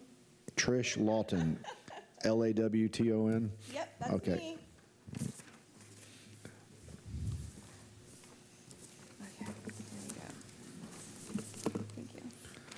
Okay, Trish Lawton, 8310 Jana Drive, Odessa, Florida. Mr. Pressman said this evening that there are no environmental impacts. However, I would like to say that I live on the canary in the gold mine in Keystone because we have 30 public wells in our area And right now we're in a drought that has told people that you can't even be served water at a restaurant. You have to ask for it. They can't just give it to you. Or the advice is find your favorite 5-minute song and take a shower and finish before your favorite song is over. So, sorry, just keep moving. So I brought with me the water wars. This is what Keystone has had to deal with. Why do we have these water wars? Because Pinellas County overdeveloped. They had too much density. What happened as a result of that? Saltwater incursion into their drinking water supply. So Keystone is not immune from these same impacts that have already been result of that overdevelopment in Pinellas County. So I brought, this is my property. My dock is 150 feet long. Normally, my dock is underwater every September. We are losing millions of gallons of water a day because I have 3 public wells within 500 feet of my property. It is sucking the water out. So yes, this will have an environmental impact to those of us in Keystone. This is a retention pond, not in Keystone. Literally on the edge, right at Hutchison and the Veterans, on the edge, completely full of water. Not a natural body of water, my 114-acre lake. Thank you, Ms. Lawton. Appreciate the comments. Sorry. Ma'am, you want to come? Ma'am, do you want to come forward? I'm not sure of your name here. Hello. My name is Patricia Lawhead. Okay. I live at 19419 Pine Tree Road in Odessa. I am here on behalf of my neighbor, David Harrow. He was unable to be here tonight. He lives at 19415 Pine Tree Road. He is a geologist. We are about 2 blocks from the Dibbs property, and both of us have lived there probably more than 33 years. I'm here to present a video that was prepared by Mr. Harrow to stand for Keystone.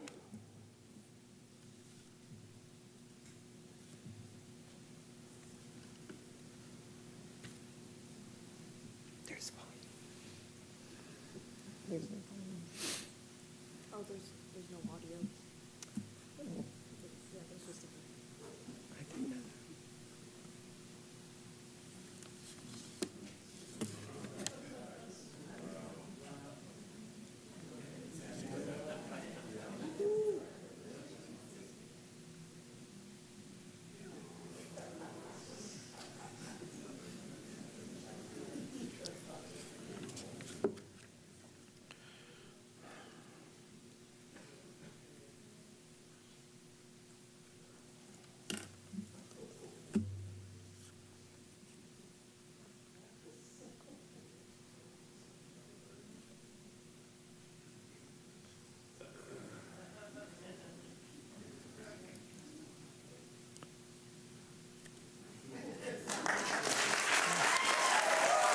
Thank you, ma'am.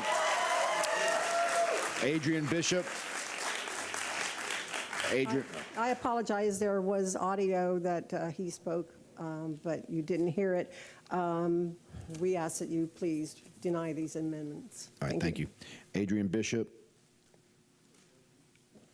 And then Brendan McKessie, that's virtual, and Stephanie Fuller, that's virtual.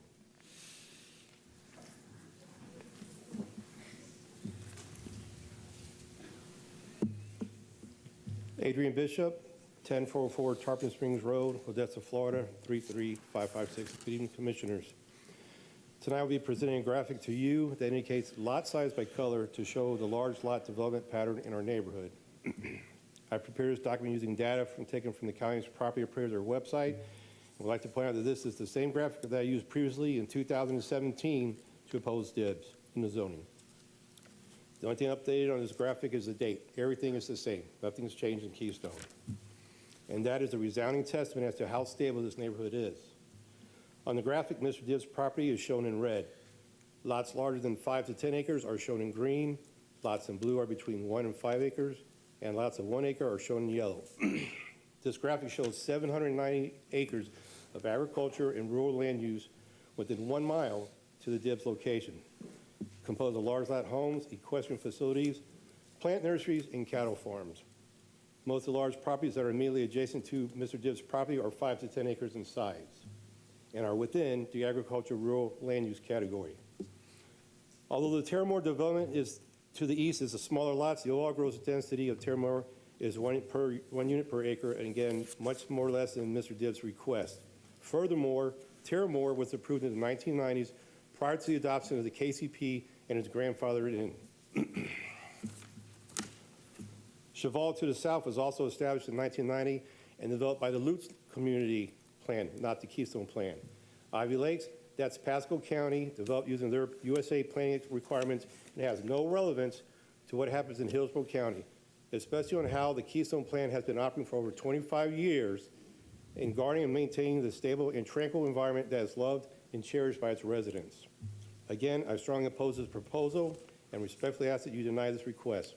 Thank you. Thank you, sir.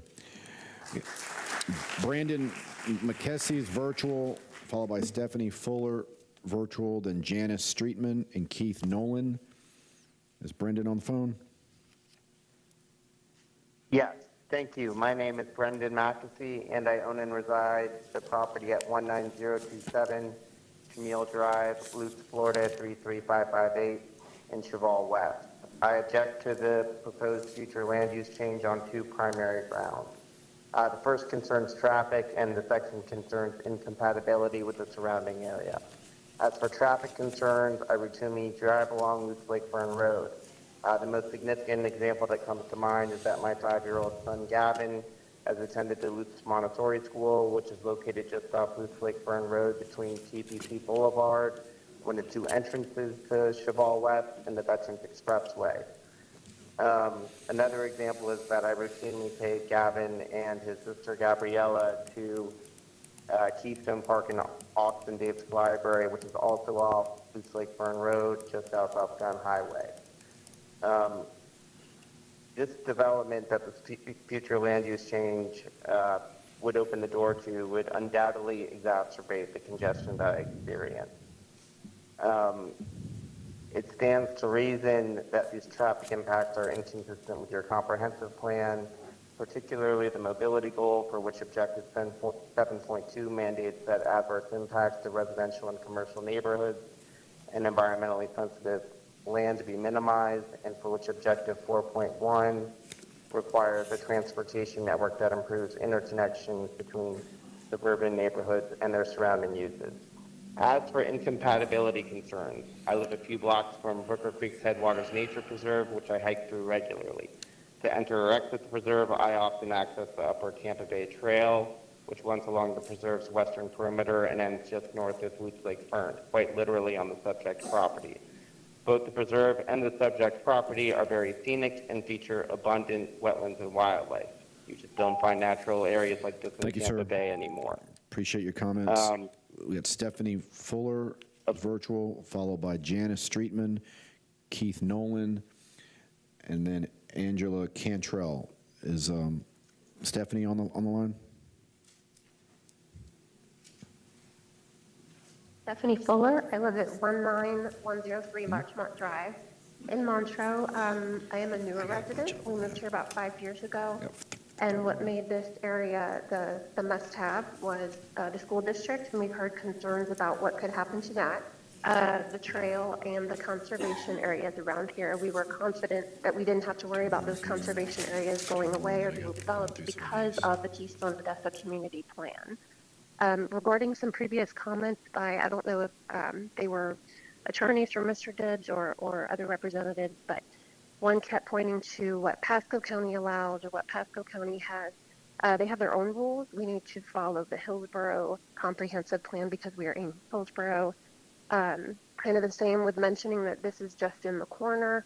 If we redraw the map, then we'll just have a new corner and a new corner until there's nothing left.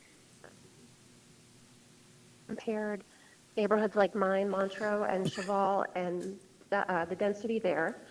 But the Keystone Odessa Community Plan specifically recognizes that pre-existing urban scale subdivisions and commercial developments do not set a precedent for additional development of this density and design.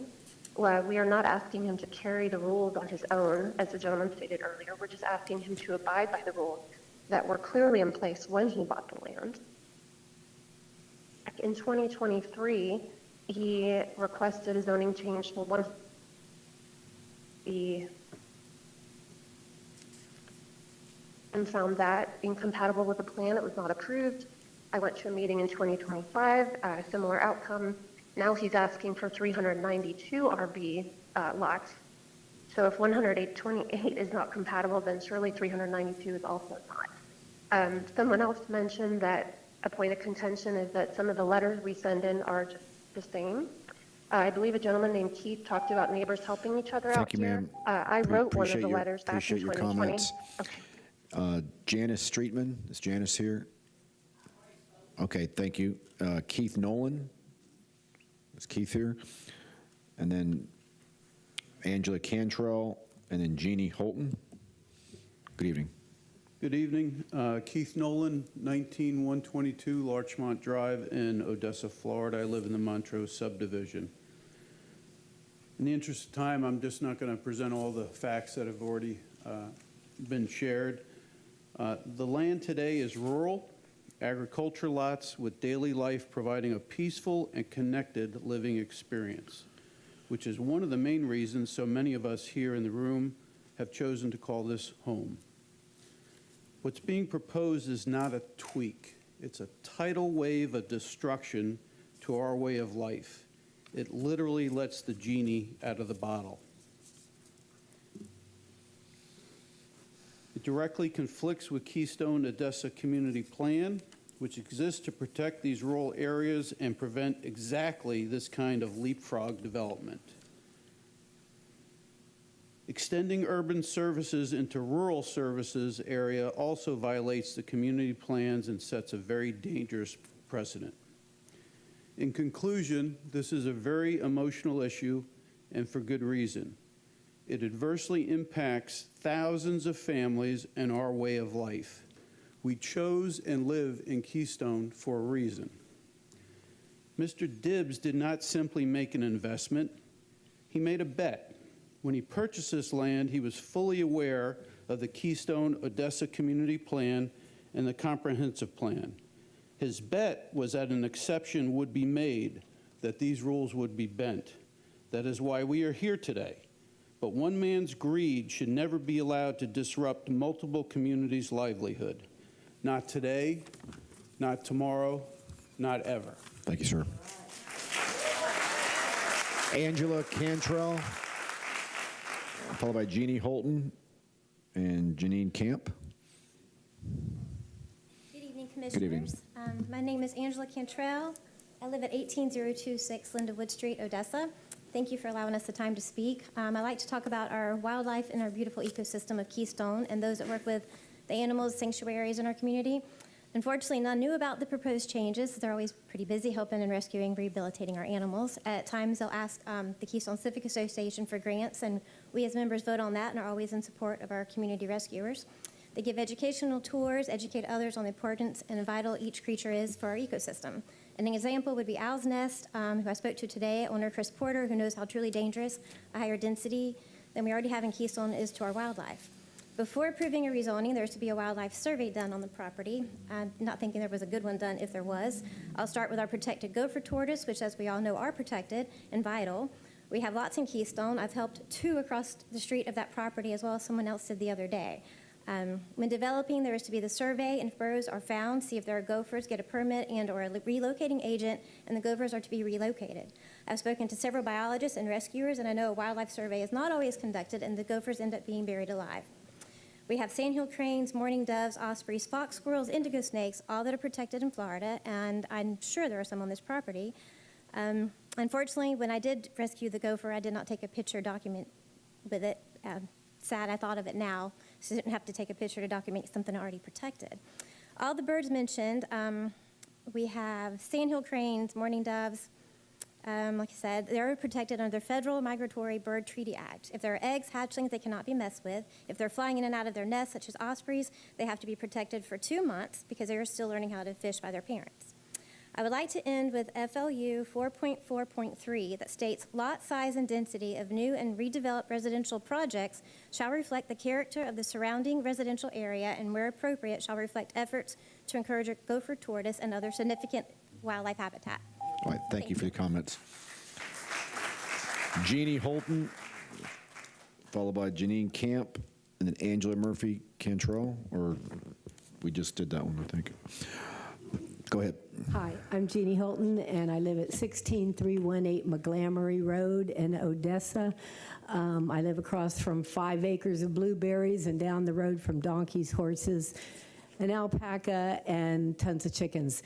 And I was born in Tampa General Hospital. I grew up in Hyde Park and Palmacia, and I retired out to Keystone, and I guess I expected that the Keystone Community Plan would be respected. I worked hard. I used to be the president of Historic Hyde Park Neighborhood Association. These kinds of plans take years to develop and lots of people working on them, and then we just hope they'll be upheld and respected. So we're hoping that's what happens in this situation. I'm not going to name all the different reasons. People have already said we don't have enough fire and emergency services. The wildlife gets run off by a development and it doesn't come back. And the water is a really important thing. We're located right on top of the Brooker Creek watershed, among other watersheds. People are telling us, turn off the faucet when you're brushing your teeth. Well, that seems ridiculous when you build a huge housing development on top of the watershed. It's very inconsistent. So I hope that we'll think about our water and think about how important it is to us. So much so that we have prison fencing around it. If you drive out and take a look at it, it's important to us. The water is very important, and I hope that people think about that when they are approving things that are so out of scale and so much more dense than what should be approved. When I first moved out there, my son was a freshman at Jesuit, and he turns to me and he says, "Mom, I think they were sending the wrong message by naming this road Racetrack Road." And that was 25 years ago. You can imagine how much worse it is now. It's really, the traffic sometimes takes 10 minutes to get out onto the road because there's so much now. We just really don't have the infrastructure for that type of out-of-scale development. Thank you very much for listening. Janine Camp, followed by Landon Medendorp and Nathan Smith. Good evening. Good evening. My name is Janine Camp. I live at 12708 Lutz Lake, Reflections Boulevard, and I'm nervous. I have listened to everyone. We've lived there 28 years. I realize we are not on a larger lot. However, we were completely taken by the beauty of the area when we moved there because it was a rural area. And this is a huge concern because it no longer looks like that because of so much development already. Our schools are so overcrowded. It takes me so much time to get out of Villa Rosa area because of the traffic. I have to make my appointments, schedule my appointments around the school hours so that I can even get out. There are tons and tons of accidents daily. I drive by. We have a lot of young people on the road, so many more cars are going to be there if that occurs. The nature, the beauty of the nature in that area, we have had otters. We have had so many beautiful ospreys. We have cranes everywhere. And when you get rid of an area like that, wetlands, you do so much damage to the entire area. I do invite you all, commissioners, to come out and drive on Lutz Lake Fern Road, that narrow road that has no place to go. And that is a huge issue for all of us. So the environmental factors are great. The natural trees and more wildland really even helps on hurricane. If you look at research regarding hurricane impact, areas that have more wetlands and nature are not nearly as hit, and we've all certainly experienced that recently. So I'm asking you to vote against it. Appreciate your comments. Landon Medendorp, then Nathan Smith, and Cora Neville. Good evening. Good evening. Good evening, Commissioners. My name is Landon Meendorp, and I'm a sophomore at Steinberger High School, and a resident living right off Lutz Lake Fern Road. I drive past the Dibbs property every single day on my way to and from school. And I wanted to provide you with a student's perspective as to why you should vote no on the proposed significant changes. My first concern is student safety. Right now, we have one single traffic light serving the entire three-school complex of McKittrick Elementary School, Martinez Middle School, and Steinberger High School. And the traffic is already bad, especially during school hours, many times backing up to the other side of the Suncoast Parkway. This proposed project could add over 1,200 homes, which means thousands of new daily trips funneled toward that one light. Furthermore, because of the 2-mile walk zone seen in Florida Statute 1006.21, all the new potential students may be without buses, meaning they will be either forced to walk or bike to school or be driven by their parents, which adds to the traffic that's seen in that area. With the new uptick in students and the anticipated overcrowding of these schools, it is to my understanding that the school board would require redistricting to handle this increase in density. In our area, students grow up together. This project doesn't just add houses, it risks breaking up a K-12 community where many kids have been together for over a decade. However, there is one more key factor that I must bring up: the financial impact on all of our neighbors and residents. Who pays for all the additional safety precautions needed to make sure students have a safe means to come and go from their school? Who pays for the necessary expansion of our schools or the necessary redistricting that the school board anticipates? Please don't prioritize one developer's profits over student safety and the stability of our schools. As a student and a resident, I ask each of you to consider our futures and vote no on HC/CPA 25-03 and 25-04. Thank you. Thank you.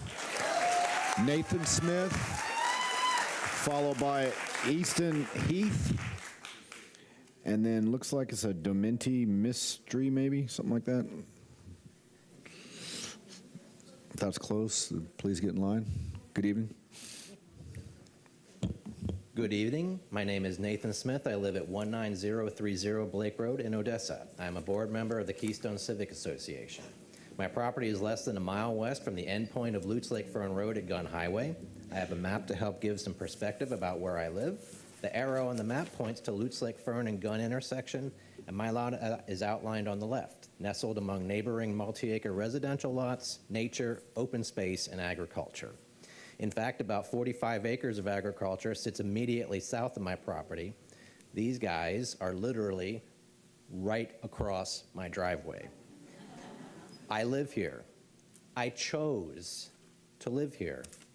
In regard to choices and decisions, Objective 3 of the property rights element of the comprehensive plan states, people rely on the comprehensive plan and on zoning designations of properties when deciding how to use property.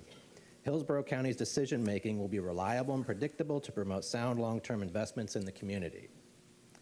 We all make our choices after evaluating known and fixed conditions: water view, lot size, dead-end street, pre-existing structures, the Keystone Odessa Community Plan.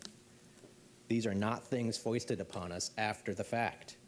We make these decisions based on investment-backed expectations of how our land and surrounding area will be. And we are all expected to own the consequences of our decisions. Here, these known conditions. This change would take the maximum number of homes from 61 to potentially 1,235, a 20-fold increase, plus 175,000 square feet of commercial. Keystone Odessa Community Plan, among other things, says the community will continue to be a rural community embracing its agricultural past. Let's keep it that way. I love living here. We all love living here. Thank you. All right, thank you. Easton Heath, Easton here, followed by, please come forward. Then gentleman starts with Dom, we'll call you Dom. Dom's here. And then Cora Neville.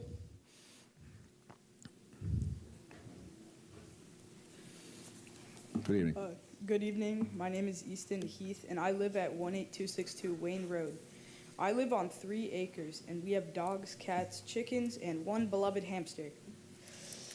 I have lived here since 2020, but we used to live in Cheval. And I am here today not as a developer or an investor, but as someone who calls Odessa home.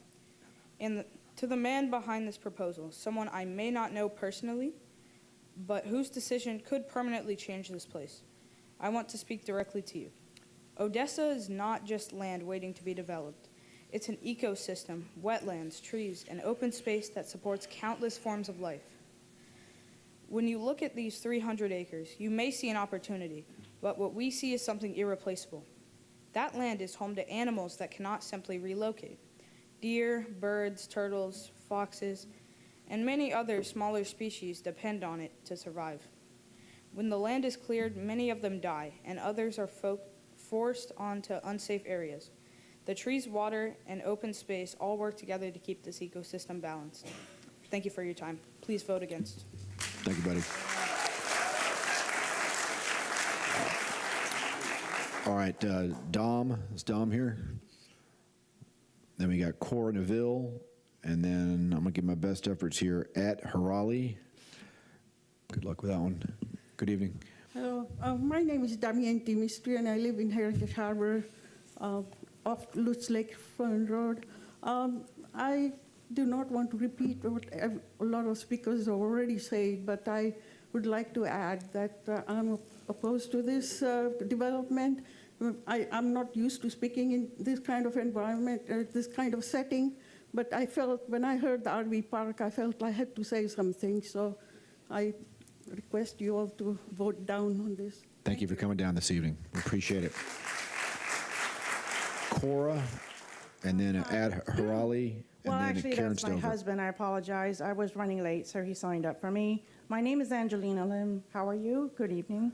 I am a resident also of Heritage Harbor, and I came here today because I have personal and bad experience with the Lutz Lake Fern Road.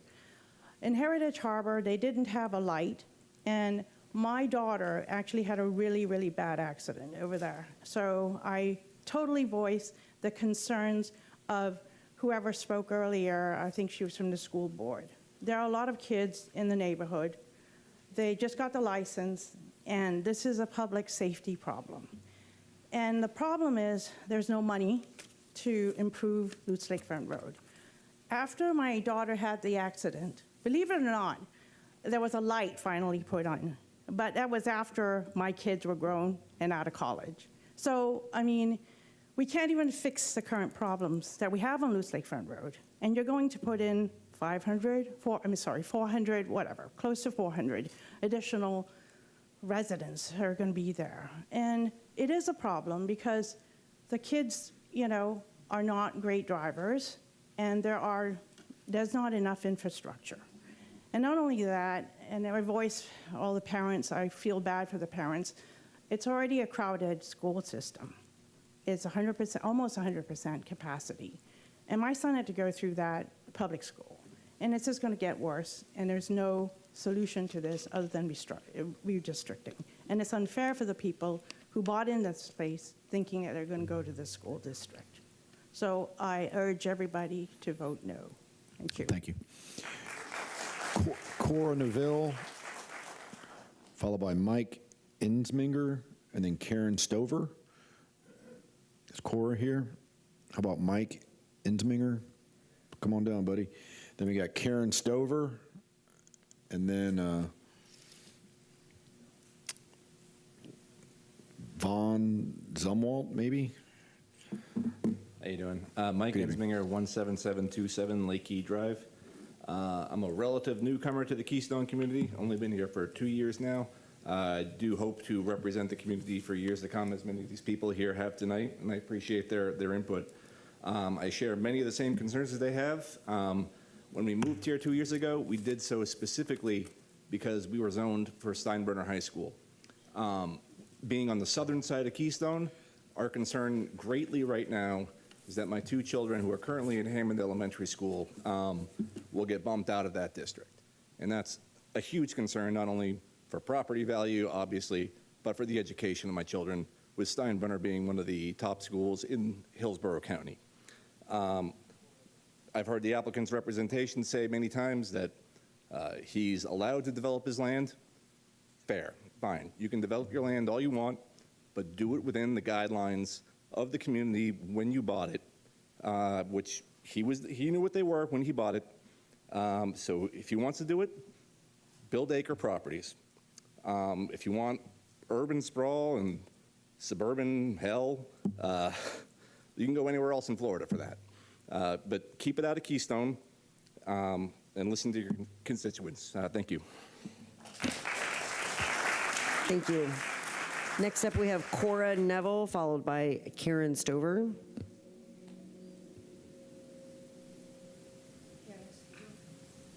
Go ahead, ma'am.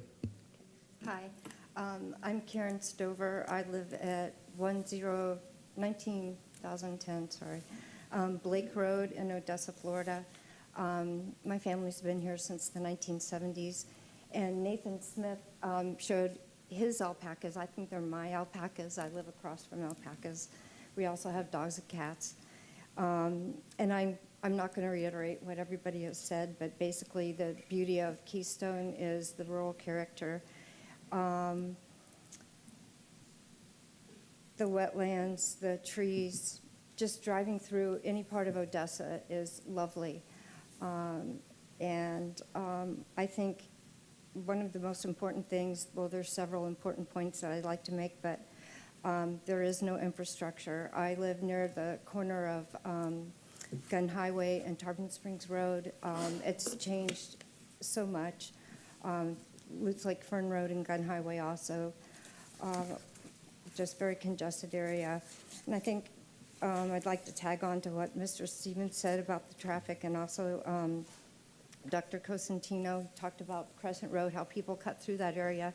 That's almost like a one-lane road, and I walk there sometimes, and I've seen killed turtles, and there's deer. It's just awful. And I think I just ask you to vote no, and I'm in opposition, of course, and to refer to what the Hillsborough County Planning Commission, they've recommended against this. It is inconsistent with the comprehensive plan. There has been no significant change that would warrant these amendments to go through. Also, I thought it was very interesting what Ms. Hammer said, the land use professional. So thank you for your time and for listening to all of us. I really appreciate your time and attention. Thank you. Thank you.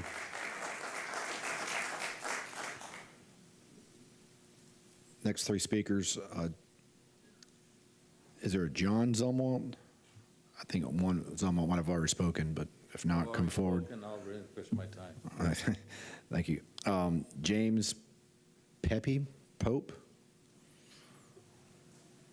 No. Jason Lane and Adam Holyfield. If you all could come forward. Good evening. My name is James Pepe. I live in Cheval. I would urge you to note one thing. All the people behind me, they live in Keystone, they live in Lutz, they live in Odessa. We are all unanimously opposed to this project. There are just a few exceptions, and those are these guys here in the suits who were paid by Mr. Dibbs to come up here and cheerlead for a project. They don't live in our communities, they don't live in our neighborhoods, they don't even live in our county. They live in Jacksonville, they live in St. Pete, and they have the nerve to come here and tell us what is good for our neighborhoods and our communities. They don't have children who walk across Lutz Lake Fern Road twice each day like my children do to go to school. The traffic around that school, around McKittrick, Martinez, and Steinbrenner is terrible now as it is. It's only going to get worse if this project goes through. Nobody here is picking on Mr. Dibbs. As has been pointed out, he is free to continue doing on his property what he has been doing. He is asking for the rules to be changed for one guy, and he's paid these guys to come here and tell you that's a good idea. I would ask you, please, listen to your neighbors. We live in your county.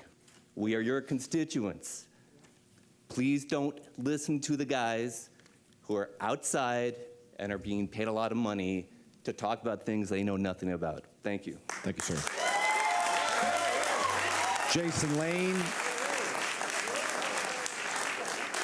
Is Jason Lane or Adam Holyfield here?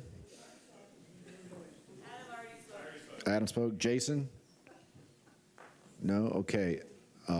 I've called every name that's on all 4 lists that I have here. So that closes the public comment, and the applicant has opportunity for a 3-minute rebuttal. Thank you, Mr. Chairman. Again, Jim Porter with Ackerman. For the record, we would request the additional time, given that there was over an hour and a half of public comment. Typically, the board doesn't. Understood. I just needed to make that request. Okay, thank you. First of all, Commissioner, I want to thank all the people for coming. I understand their interest in this. This is an important piece of property, and it's important to get it right. I also empathize with your position. This is tough. It's hard, but here we are. But I'm going to ask you to take a step back from the emotion, and let's look at this squarely on the ground of what we're talking about. We're talking about an existing borrow pit surrounded by suburban residential units.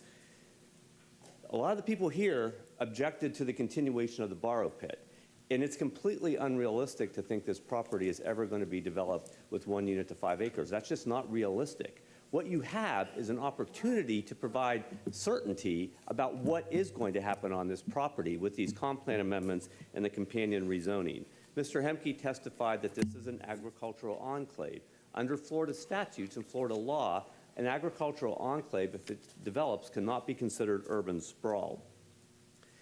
Really the concerns, and there were a lot of concerns, and again, I appreciate the passion, are distilled down into 2 real issues: transportation and compatibility. And I'm going to ask Mr. Henry and Mr. Pressman to speak about that. But first, I want to go back to DOT, who found that they have no objection from a transportation standpoint. From a compatibility standpoint, we have single family to the east and over 800 units to the south of us. And again, because of the time, I'm going to turn it over to Mr. Pressman and Mr. Henry, and we're happy to answer any questions you have.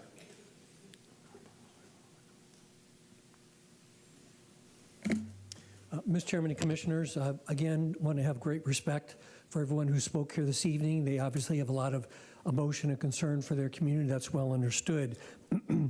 But the perspective here is what the Planning Commission has looked at, and which is their policy. It's not a complaint. They look at the extreme, the most that could possibly happen.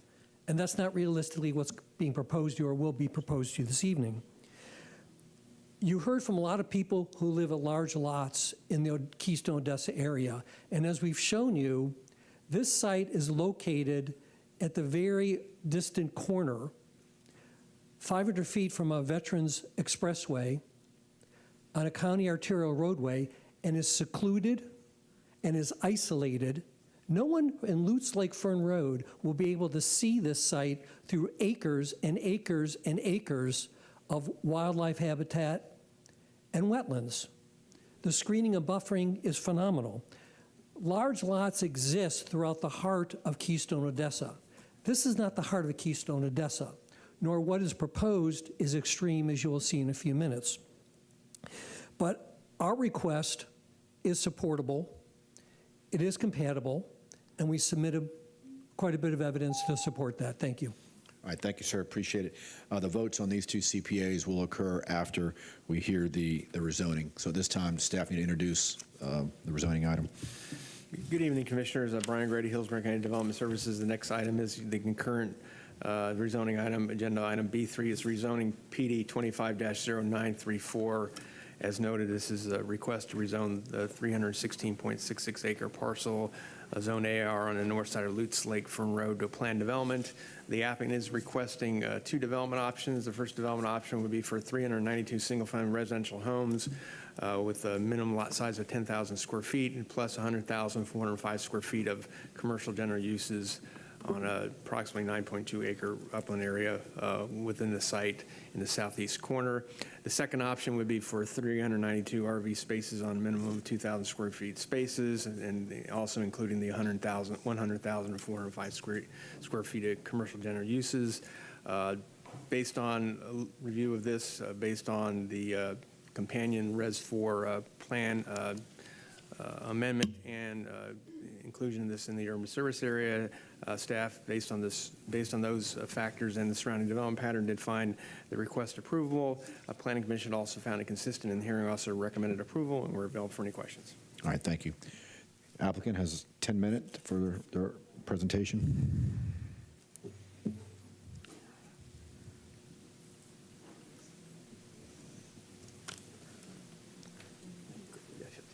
Okay, thank you, Mr. Chair and Commission. Jim Porter again, 401 East Jackson Street, Tampa.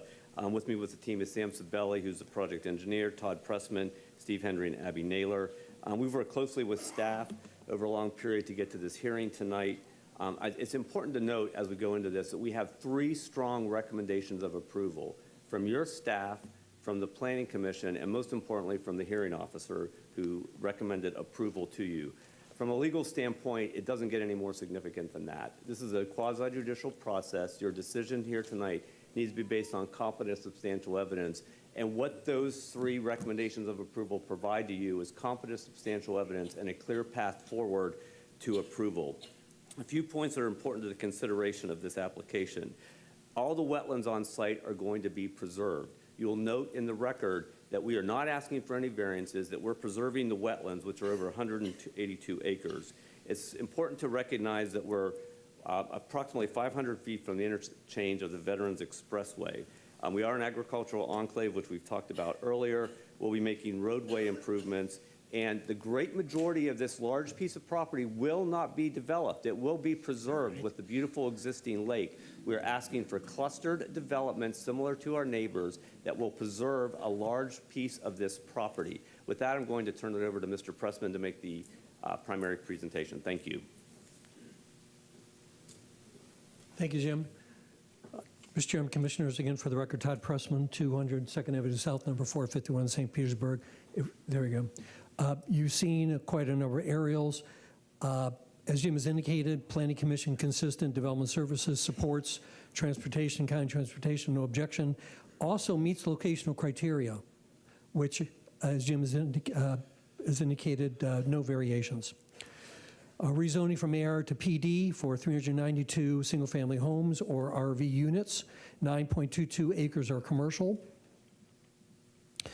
This would be the PD plan. Again, the water feature where the development would occur around, which is this area here, development area. The rest would be no development. No development because it's wetland, significant wildlife. Development area is approximately 30% minus the water feature, and no development area approximately 70%. So wetlands, significant wetlands, this tremendous area remains pristine. We've indicated the density 1.38 gross units, which we've shown you in terms of surrounding density is very low. You've seen the aerials, the pristine nature of the site, which will be maintained.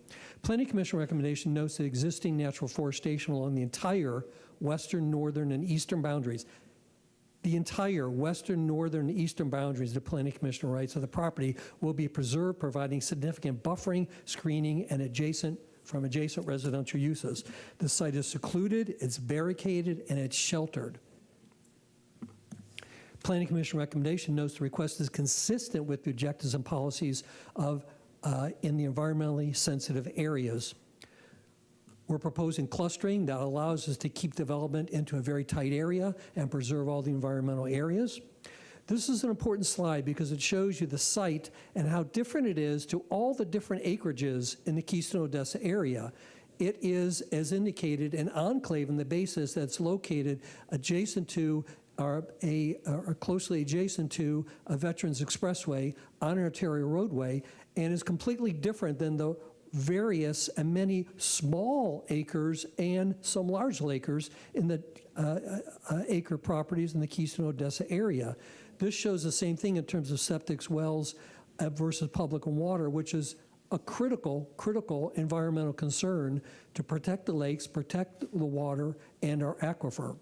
And then when you look again at the disparity, this is single family, existing land usage map. You can see the subject property is listed agriculture. You can see that the vast majority of uses in the Keystone Odessa area is single family. We're an outlier, we're different. We're asking to be the same tonight. We've shown you current development to the north, multifamily, same level that we're asking. Immediately abutting to the east, higher density, and to the south, higher density, all on water and sewer. We are only asking to be similar to what's around us, abutting on 3 sides, but yet the density is much, much, much, much less. And we've shown you this as well, that we are at the 1.38 units per acre, which is extremely low. And looking at the tight density surrounding the site, which is existing, homogeneous, but again, homogeneous in terms of single family, but we will be a lower density, including Montrose subdivision down the road. Planning Commission recommendation notes the proposed residential component is consistent. The proposed small commercial component is consistent, as its strategic location has been designed to ensure compatibility. Planning Commission notes the development is buffered from adjacent uses by substantial wetlands. In addition, again, existing natural forestation along the entire western, northern, and eastern boundaries will be preserved, providing significant buffering and screening from adjacent residential uses. Development Services Zoning Department notes it is consistent with the existing residential character of the area as the development of the adjacent land uses are residential. Development Services Zoning notes a small commercial component is proposed in the southeastern portion adjacent to PD 90-0061, which also allows a limited commercial in the southern portion of the PD just north of Lakefront Road. Planning Commission recommendation notes the commercial component is integrated with a larger mixed-use development that satisfies the applicable criterias. I've shown you, or we've shown you, that the USA abuts us on north and south and a stone's throw to the east, and is part of the regional view. Under water quality equality goals for Keystone Odessa, a critical cornerstone is improving existing protection and understanding of water resources like well fields, lake, creek protection. There is no better protection. Jurisdictions have put tens of millions of dollars to change septic and sewer into water, septic and wells into water and sewer. And Planning Commission notes the proposal is consistent with the One Water Policy of 1.3.10. Planning Commission notes supports the vision of the Keystone Odessa Community Plan. That's a critical finding. Showing you connection 500 feet to the Veterans Expressway along the arterial roadway. Pasco MPO will widen Van Dyke to State Route 52. The Florida Turnpike is going to widen the Dale Mabry Spur. Citrus County will also be providing an extension. Lotes Lake Fern is a county arterial road, carries 7,900 vehicles per day. Planning Commission notes that the site design and proposed mitigation incorporate many of the standards that are within the rule design guidelines. The proposed development would allow for development that is consistent with the goals, objectives, and policies of the unincorporated Hillsborough County Comprehensive Plan. And we did want to make sure you're aware that the development site is in the X-flood zone. We've shown you an economic impact, which would be a strong impact financially for the county, and that your housing chapter covers many, many dozens of policies in support. The Odessa Keystone property differs tremendously from the Keystone area. It's located close to the expressway, the USA, abutting higher density residential, tremendous buffering. It's located at the border. These are elements that separate the site that support it. But again, as we started to tell you, we've had great response from the state, from the Florida Commerce Department, FDOT, critically, the Florida Department of Environmental Protection, and Florida Fish and Wildlife Commission. So again, we have consistency among your agencies and departments and meet locational criteria. Thank you, Mr. Chairman. Thank you, Commissioners. With that, we'll close, and we appreciate your attention and great respect for the residents who have spoken this evening, and thank you for your time. All right, thank you. This time, anyone in support of the application? All right, those in opposition? You have a total of 10 minutes. You must be a person of record. 7 individuals have signed up in advance, 5 of which are parties of record, 2 here that signed up. So I'll call these 2 names first. Ethel Hammer and then Jane Graham. And again, you have a total of 10 minutes. Good evening. Thank you. Good evening. Good evening. My name is Jane Graham of Sunshine City Law. I represent Keystone Civic Association. We have already placed a document into the record that has information on Keystone's standing. We object to the alternate site plans and the indefiniteness. It is not legal. We also object to the statement that Florida Commerce reviewed the rezoning. They did not. They reviewed the comprehensive plan amendments. We also want to make it extremely clear that the recommendation of approvals by the land use hearing officer is expressly contingent on the approval of the 2 comprehensive plan amendments that you will be voting on. And so while there is a potential path forward to approve it, if you approve the comprehensive plans, we've already explained why there are numerous inconsistencies with these amendments. And so it's really a non-starter that this rezoning is even here. The applicant has unsuccessfully challenged the Keystone Odessa plan before in federal court on this exact piece of property over 10 years ago, and the 11th Circuit Court of Appeals upheld the Keystone plan, stating that it does not violate the Equal Protection Clause or enforcement, did not deprive Mr. Dibbs of due process. It stated, while not everyone in the area might agree with the decisions made by the Planning Commission or County Commission, these are political issues. Ms. Hammer will provide more detailed testimony on how the current application is inconsistent with the comprehensive plan and the Keystone plan. I would like to mention a couple other issues. A rezoning must be backed by competent substantial evidence, and there is a lack of competent substantial evidence for the traffic analysis. It doesn't look at the worst case scenario and peak trips. Also, during the hearing, there was an inclusion of a new traffic light, and that was entered after the fact, which the people who were objecting did not have a chance to look at. We object to the continued confusion of the presentation by the applicant, saying that this rezoning is what you're voting on in tandem with the land use amendment. We want to make it clear that these are 2 very different things, and the rezoning is very much separate and apart.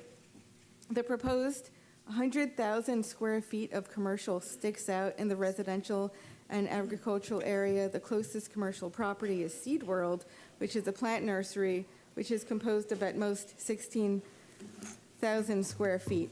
The Keystone Odessa Community Plan vision clearly states that it will continue to be a rural community. Its continuing desire is to be an open area that values nature above commercialism, dark star-filled skies at night above the glare of urban lights, and the sound of crickets and frogs above traffic noise. This is the vision. This is what they look to. All this discussion of agricultural enclave is much ado about nothing, because the process requires that they have to apply for that, and they haven't applied for that. And so that's, again, something that is not something you are looking at or voting on today. I yield the rest of my time. Thank you very much.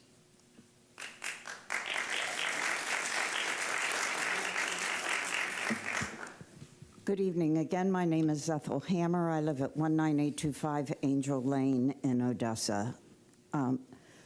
First thing I want to say as a land use planner, the location of a 394-unit RV park at this location is ridiculous. I want to present 3 reasons why this rezoning should be denied. First, I disagree with staff. The commercial portion of this project, the 100,000 square feet, does not meet locational criteria. They have hung their recommendation on an exception which says that the commercial must be integrated and connected with the rest of the project. How is this integrated and connected when you have to drive out of the project, go down the road, make a left-hand turn into the commercial project? You can't even get there by walking because there are no sidewalks. That is not what I call integrated and connected. Secondly, the Land Development Code has specific standards for RV parks for the location. The very first requirement says an RV park shall have immediate access to a collector or arterial street. Now, this site plan, they're not showing an access on Duluth's Lake Fern Road because the staff won't permit that. They're showing their access, God forbid, on Berry Acres Trail, that little 10-foot lane road that is a dead end. But somehow if you take the end of it and you widen it to the size of a collector, does that automatically make it a collector? I think that's what staff waived the standard to allow. And lastly, I find the conditions of approval particularly egregious. They are the absolute minimum standards with respect to the neighborhood. 5-foot setback for RVs next to our property boundaries? Are you kidding me? The same goes for all of the standards, minimum lot sizes, buffering, everything that Mr. Dibbs asked for, they gave him. They didn't even look at the neighbors to the north or the neighbors to the west. Unfortunately, for the vast majority of them, are facing into Mr. Dibbs's property. No consideration was given for any transition. There's not even buffers specified. There's a range of buffers. So I am particularly insulted with the way the conditions were worded with respect to our neighborhood. And I believe there's a couple other people that want to talk. Okay, thank you. We've got Carrie O'Donnell, Dean Gerasi. Do either one of you like to speak? If not, Trish Lawton was the only other person that's of record. You have a total of 3 minutes. Hi, Trish Lawton, 8310 Jana Drive, Odessa. In regard to commercial property, we don't really have a need for commercial property in Keystone. We have several properties currently for sale. They've been for sale for quite some time. Giant commercial property available, sitting there vacant years. We have actual developed commercial property. The Winn-Dixie became a Aldi's. Half of that property is sitting vacant right now. The subway, gone, vacant. Why? Because we don't want commercial in Keystone. That road, Lutz Lake Fern, they're saying, oh, there's commercial property. It's a golf course. Golf course, that's our commercial property on Lutz Lake Fern. We do not want commercial in Keystone. We are willing to drive to town for that if we so need it. Please deny these applications. Thank you. Thank you, ma'am. This time, the applicant has an opportunity for a 5-minute rebuttal.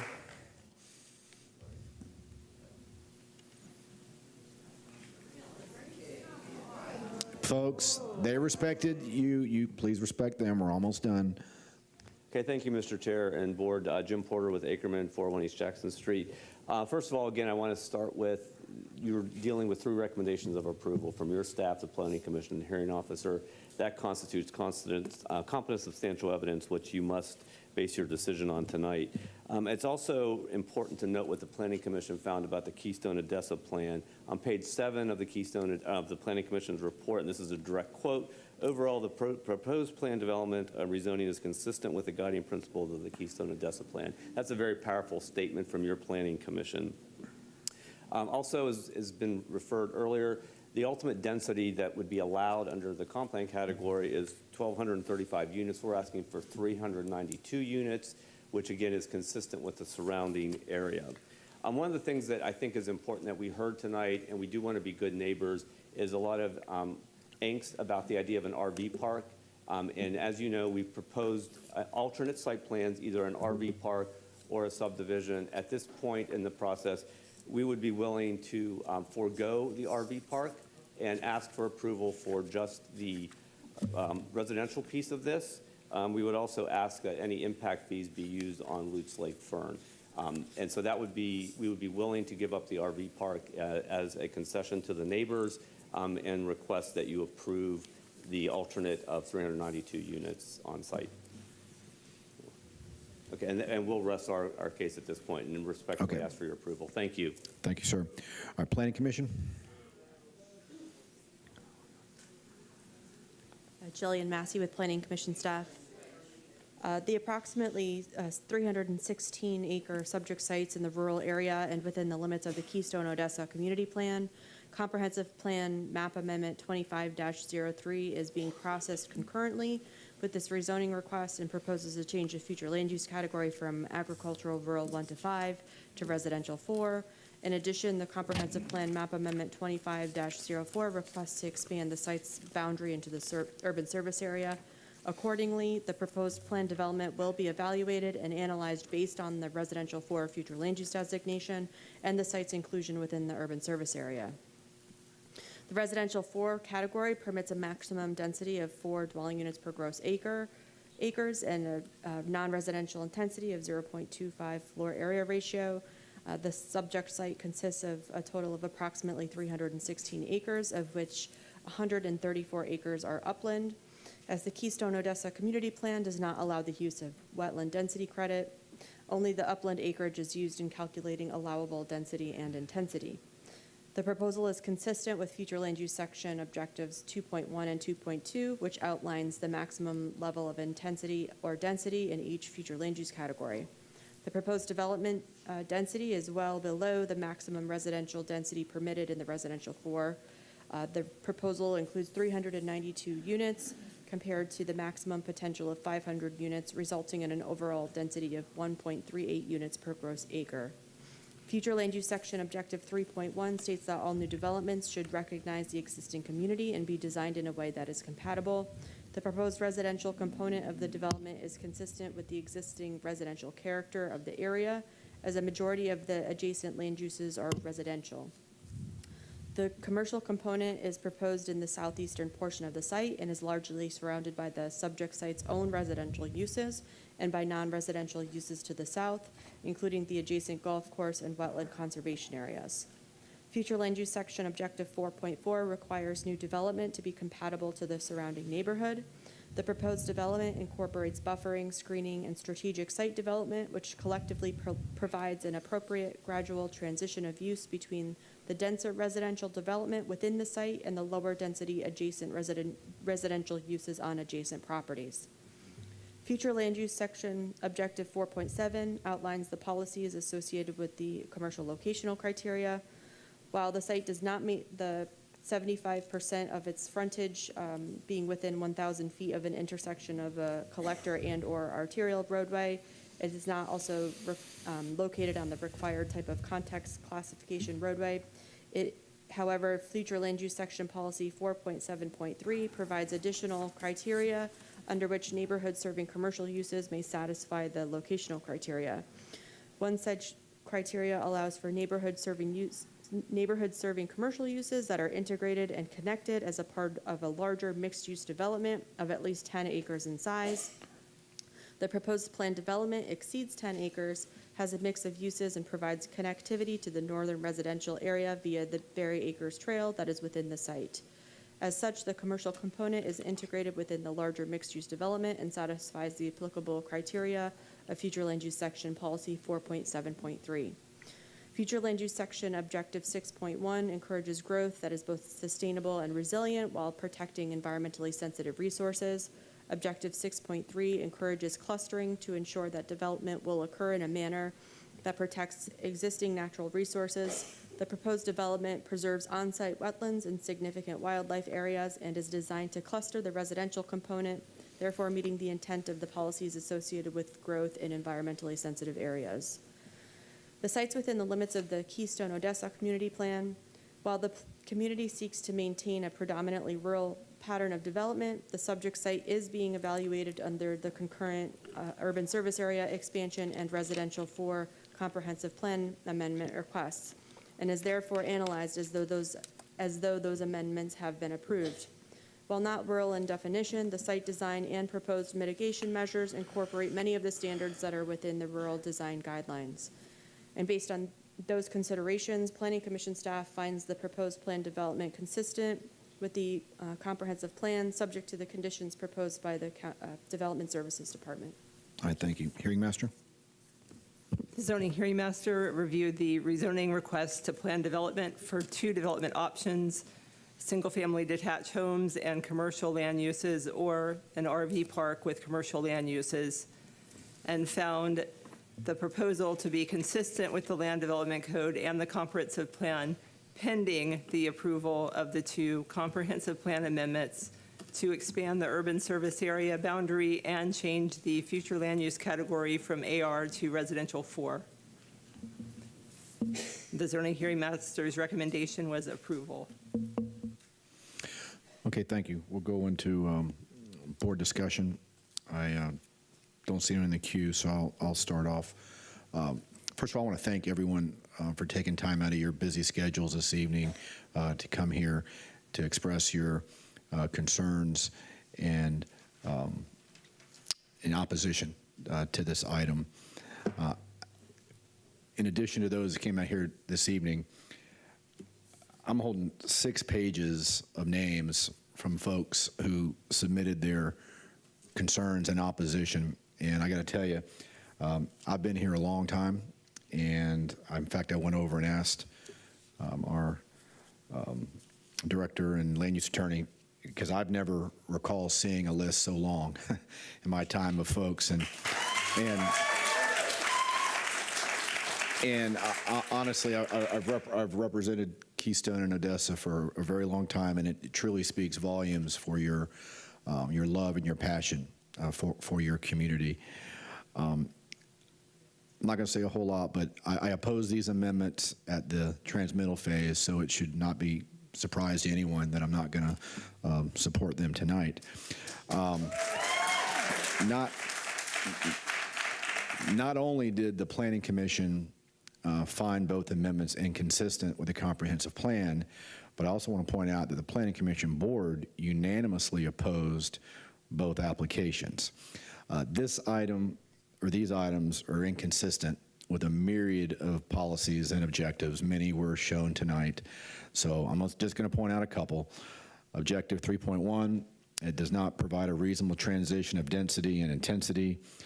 The surrounding area is primarily Res 1 and 1 unit per 5 acres, and this would introduce an urban or suburban development pattern into the rural area. It does not meet the criteria under policy 1.19.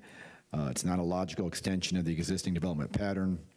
It's also inconsistent with objective 1.2, which is intended to protect the rural character of the area. As mentioned this evening, it clearly conflicts with the Keystone community plan. And board members, I'm intimately familiar with Keystone, and I can tell you that these requests are out of character with the surrounding land uses. And in the event that you're not as familiar or that familiar with the area, we saw several examples here from the videos that the residents shown this evening that surely reflect that.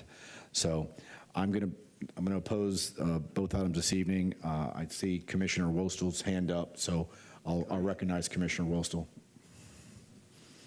Thank you, Mr. Chair, and I apologize to everyone. I've prided myself on never missing one meeting since being elected, but as you heard earlier, I have a 1-week baby at home, so I was unable to attend this evening. I actually agree with many of the statements that the chair just said. However, in my time here, I have learned that land use is an old game theory model about the war of attrition. And eventually, what I've seen, even on things that I've meticulously opposed or worked around in recent years, the legislature has circumvented that. And I am very proud of this board unanimously voting to sue the state to prevent heavy-handed developments that are outside of our control. And Hillsborough County commissioners being the leader in the entire state of Florida to oppose such measures. That being said, while I really respect Attorney Graham and Sunshine City Law, I am concerned, and I've discussed with staff, this law of the agricultural enclave, correct, it is not in play tonight. And on that note, I'll point out that while Mr. Porter did choose very careful attorney language that the rezone is quasi-judicial. We are discussing the comprehensive plan, which is legislative and significantly debatable. I am concerned that this is one of those situations where you lose control of the narrative and you lose control of what you can do. I want to make everybody in the audience very aware of a letter that we're going to be discussing soon from the Planning Commission chair and in the Planning Commission themselves. If you're not familiar with the chair, he's probably one of the most qualified people in the building, including the county attorneys, to speak to the comprehensive plan and future planning elements. I'm just going to give you a quick quote from the letter that we received that we're going to be discussing either April 1st or 15th, likely at a motion from myself, which is that after several inquiries to the Planning Commission staff, the responses given to each of the inquiries and discussions that followed illuminated substantial gaps in agency knowledge relative to the origination of the 80-20 ratio of the urban service area, the measurable impacts of those ratios application, the empirical impacts to be expected from adjusting the 80-20 ratio. Moreover, and this is the most important part, the Planning Commission staff expressed concerns relative to the agency's capacity available for immediately addressing the foregoing knowledge gaps of the urban service area. You might also like to know that there were 3 different attempts this session to entirely dissolve urban service areas in the entire state of Florida because they no longer believe that they are working as intended.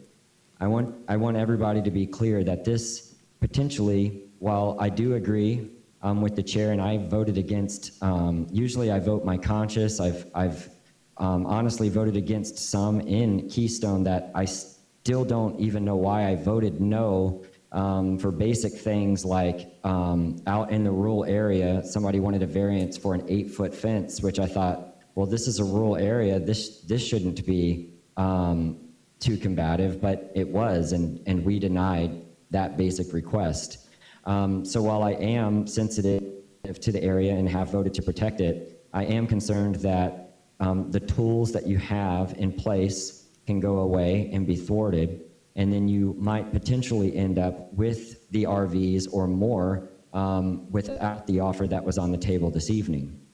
Mr. Gormley, and I will close, I was hoping not to have to speak too much this evening because I don't like to do it over Zoom because it can be disruptive, but I heard nobody else was in the queue, so I just want to ask my question, which is that while yes, right now not all of the lots meet all of the objectives of the agricultural enclave, the majority of them currently do.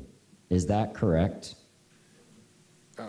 Commissioner, yes, Adam Gormley. We did check with the property appraiser on what lots were granted greenbelt to establish whether they were bona fide agricultural use, and out of the 8 folios included, 3 of them did not have greenbelt and 5 of them did. Okay. And those are just some of my big points for the community to understand that this is one of those deals where, you know, you can fight aggressively and then the result could be a worse outcome. And I'm very concerned that this could be one of those situations. I am opposed to ushering in residential 4 all throughout Keystone. I would tell you that there's no such thing as like a precedent. You don't have to worry about anything. We change urban service area lines all the time. It's just that the majority of them are in East and South County, and it's not a precedent. It's just it's a legislative matter of opinion on whether or not we think that's for good planning or not. There's no arguments that they could come into a court and suggest that there's a precedence to be had for that. But what I would say is that if there is a deed restriction for residential only, and I wanted to point out that I believe, Commissioner, there was some selective language that quoted Commissioner Bowles in the previous hearing by Attorney Porter. He seems to have forgot the other part of what Commissioner Bowles says, which was that he, quote, heard that the applicant wanted to do RVs and he thought that was insane. And I think that that was intentionally left out of the quote because from a planning and legislative perspective, the reality is that many of us would never be able to come to that on this north part of the county. So if the applicant were willing to provide Mr. Gormley a voluntary deed restriction for single-family home residential on their application, what would be required for the board to accomplish that if they were willing to do so? So, Commissioner, we do not have a precedent for deed restrictions on, or county-enforced deed restrictions in relation to zoning matters. Have discussed this concept with the county attorney's office, and there are some concerns expressed about the administration and how that deed restriction would work in the context of the county being a beneficiary of a deed restriction while at the same time being a regulator of land use.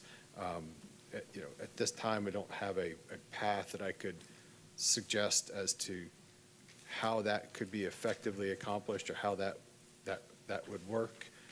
We're aware that some other jurisdictions have broached this subject or topic, but at this time, we don't have a path we could describe tonight for how that could work effectively and be a defensible a tool for the county to use. Okay, so it couldn't even be accomplished through a remand? If the board were to want to continue or remand these applications, that's something that could be explored further and more thoroughly. I would say, couldn't tell you tonight that there's a path for how that could be accomplished or how that would work. Okay, well, Mr. Chair, I will yield my comments and hope that maybe somebody else has some opinions to offer. Thank you. All right, thank you.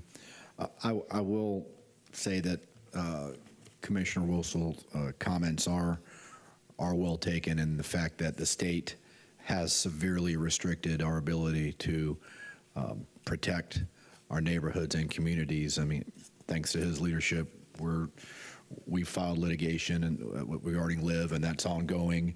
And I can only imagine, or I can only expect that there'll be similar litigation when it comes to the agricultural enclaves as well. I don't see anyone else in the queue, so I'll go. Oh, I don't see anybody here. So, okay, well, then Commissioner Miller, you're up. Thank you, Mr. Chair. We have no equipment up here. I have a couple of comments, and they may seem like they're all over the place, but I hope you'll bear with me. First of all, I want to say thank you for taking the time to come out. It's very clear that this is a cohesive community. I grew up in Land O'Lakes, so I'm very familiar with your region. It's beautiful today, probably as it was 20, 30 years ago, and it's clear that you all have worked really hard to keep it that way. So I appreciate you coming here tonight and being respectful. I hope you don't mind the several times I stepped out because you all were here and I knew we were probably going to be down one. I wanted to make sure to be here so that this could be heard tonight. So we can still hear you in the back, so I just wanted to make sure that it was no disrespect intended at all. My second comment, I wanted to specifically call out the two young folks. I think it was Landon and Eason that both spoke. I love to see young folks getting involved. I grew up in a house where my parents had us get involved, and it'll serve you well. You both spoke eloquently, and I appreciated your comments. I did want to answer the one question where he asked about how safety issues are paid for. It's actually by impact fees, so I can sidebar with you on that afterwards if you're more interested in learning how that works. To Commissioner Wustel's points, the state has really put us in a difficult position, and unfortunately, we cannot talk to one another on certain issues because of sunshine laws. And I'm feeling very frustrated as a person who sits up here and makes decisions that several times we've been forced with what we feel is the best decision right now based on a law that may be coming to us. And I don't know about the rest of you all, but it's been super challenging. So even tonight, I'm struggling with what could be based on would I make the same decision today if those laws were not bearing down on us? And it's very frustrating. So maybe you all could activate, because you're quite organized, against those laws at the state level and support us in this. And I don't know what all that would look like, but know that we really take these decisions to heart, and we meet in briefings and we prepare and we try our best to come in here and to listen to all of you all and to make what we believe is the best decision for the constituents that we represent. I'm going to yield right now to the next comments before I have anything else to say, but thank you again. Commissioner Cameron Cepeda. Yes, thank you all for coming out tonight. I would like to speak to both sides of the argument just briefly here. So Mr. Pressman had an awesome slideshow and the amazing presentation. I really did think it was really great. However, it was for the RVs, and with the RVs, I know there was an issue and a concern about the schools. Well, if it were an RV, what I was thinking at the time was that most likely there would not be school children, if it's an RV park.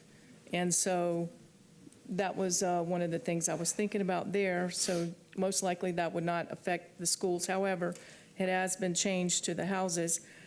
But with that being said, also, there were other concerns with the roads being so narrow, and that was really a great video that someone showed about how narrow the roads were.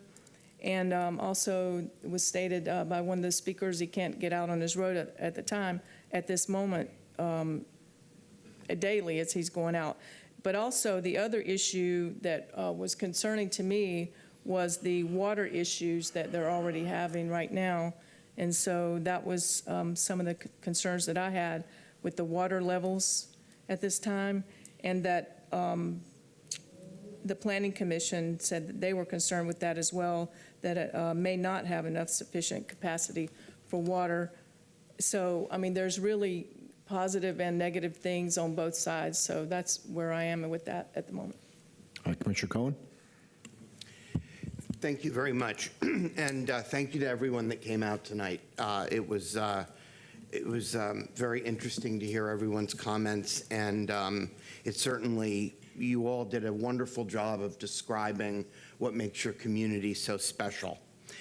In the first hearing, where we considered the plan amendments only for the first round, we had two. We had one related to the urban service area and one related to the actual proposal to change to Res 4. And in the first hearing, I voted in favor of the change to the urban service area, but against the change to Res 4. And I'm going to do the same thing tonight.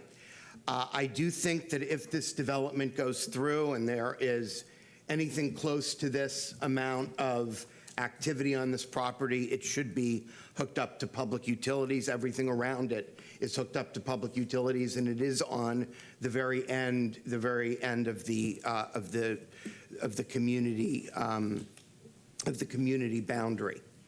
However, on the other one, on the density issue, I really felt that the Res 4 was too much to ask for. That if you're making the argument that this is a transition between the expressway and some of the heavier suburban development that then moves and becomes more rural as you get into the heart of Keystone, it just seemed to me that the Res 4 was too much for the transition, and that a Res 2 or something a little lower would have been a more appropriate thing for that type of transition. So for that reason, I'm going to be voting yes on one and no on the other. And that's what I did the last time. And I wasn't convinced tonight to change either of those in the other direction, although I will say that the testimony from the neighborhood related to the density definitely underscored, for me at least, why I voted against the Res 4 the first time around. Commissioner Myers? Thank you, Mr. Chair. First, I'd like to thank everyone for taking time to come. This has been really a very challenging and very difficult case, because when I met with staff yesterday doing my briefing, and when you look at what was being proposed for the single-family homes, it just appears like on an island, you know, even though you have to meet the EPC requirements and all, and then to come in and hear tonight all of the residents' concerns and how you want your area to stay rural, because you've been there, and that's one of the things we as commissioners to hear. When the first tenants move in, they okay. Then when the second tenants move in, they don't want, the first group don't want the second group to move in, and when the third group try to move in, they don't want that group to move in. But yet we talk about so much is housing. How do we make housing work for everyone here in this county? And I know since I've been on this board, the Deer Project property has been an eyesore in Odessa area. And if I had the opportunity to visit the property a couple of years ago, and when you look at where the homes are, they're nowhere close to where he is talking about a building on this property. But at the same time, one thing this board has always said, and I believe in strongly, we listen to the district commissioner. They know their area better than anyone else. And Commissioner Cohen has always referred to the institutional knowledge on this board because he's the longevity here. But I wish it was a way that we could work this out some kind of way, because when you send up the plan to the state and you get no concerns back from the state, but yet there are concerns here at the local level, and it just appears that we are just not on one accord as we should be. I mean, one can find nothing and the other one says it's not consistent. And I wish it was a way when we're reviewing cases that if they find something, we need to know as commissioners and not send it back saying, okay, okay, okay. And so I'm torn that I wish there were, as Commissioner Walter said, that we could do something to make this happen. I know that's not what you all want to hear, but in fairness, you look at both sides. And I'm not asking for any comments. I'm just saying what is fair. Those are my comments, Commissioner. Thank you. All right, thank you. Commissioner Wolstel? Thank you, Mr. Chair. Before we get into the rezone side, where, as Mr. Porter so astutely pointed out, we are more restricted in our decision-making. The Res 4 right now, I understand that this is over 308 acres, but in reality, Mr. Gormley, they're only going to arrive at about 300 plus single-family homes, correct? Yes, sir. So the total uplands for the site, and this is based on the site plan, the applicant's site plan submitted with the rezoning, has a little over 134 acres of upland. That's the only land on which the density could be calculated. Under the current rezoning request, they're requesting 392.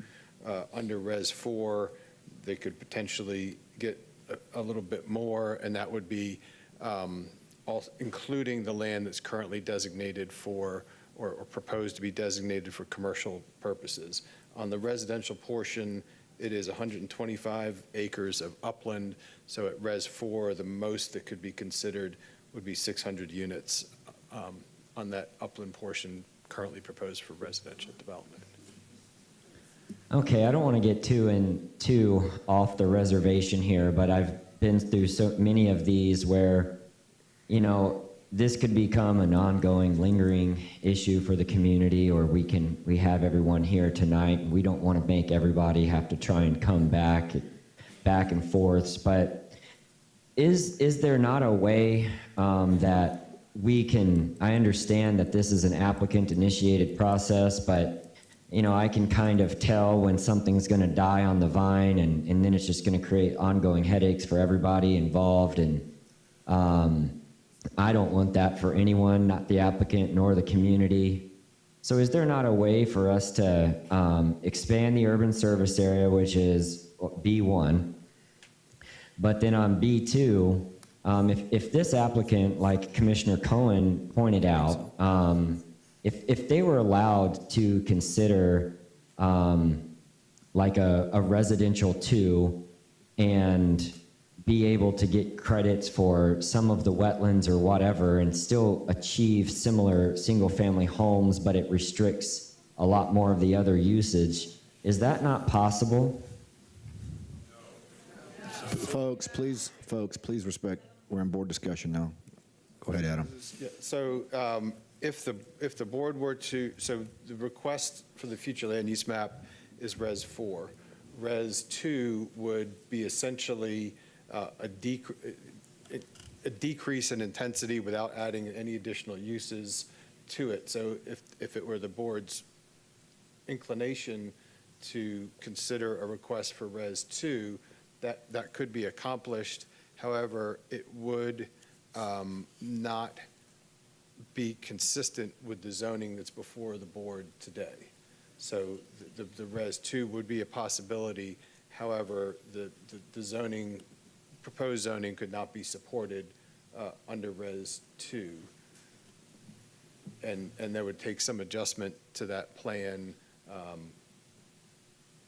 I'm just thinking how to help, you know, I hear Commissioner Cohen's concerns, which I agree with. It's challenging, and I don't know when we get to the point of this access being added onto that little side road, the Berry road, but that's a conversation. I don't know if it's now or probably in the zoning, but that seems like something that would have to be changed if this does move forward. I don't see how we could put all of these homes onto that tiny little road, just making that comment. I don't know if that has to be answered now, but I'll yield, Mr. Chair. I will support the expansion of the urban service area just because it's in my whole belief that those are going to be going away sometime soon entirely anyways.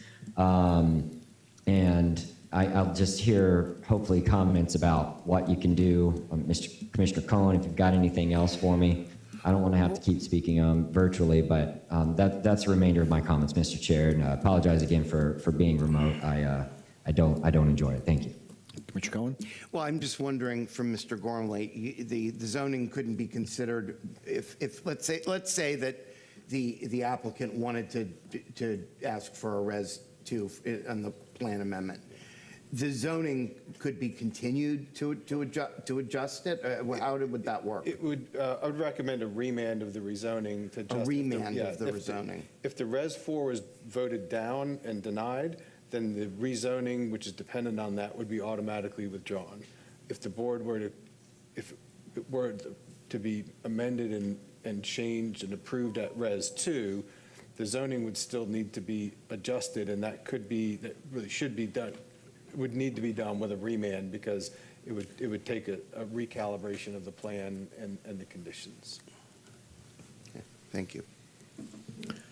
Okay. I don't see anyone else in the queue. Commissioner Bolt, do you want to speak? Yeah, I'm just on my phone. My WebEx wasn't working. I'm sorry. So, we're having all kind of technological don't be challenges sorry at here. all. Not a problem. I'm not gonna. Everybody across the board, all of you hit the points that I wanted to either make and or to certainly drive home. And thank you again. I apologize for not being there, but there were some things I couldn't get out of doing today. But I think if we go back to last year, to some degree, one of the statements I did make was about possibly the consideration of Res 2 and that that transition there. But I think one of the hangups that I have, I know one of the hangups I have is that once we move this from that ag setting to a res setting, it unlocks other potential for the sites. And I think I appropriately talked about it before, was that, appropriately pointed out that the closest commercial properties to that was either on Tarpon Springs or Gun Highway or at 64 Veterans, to the type of intensity that we're talking about.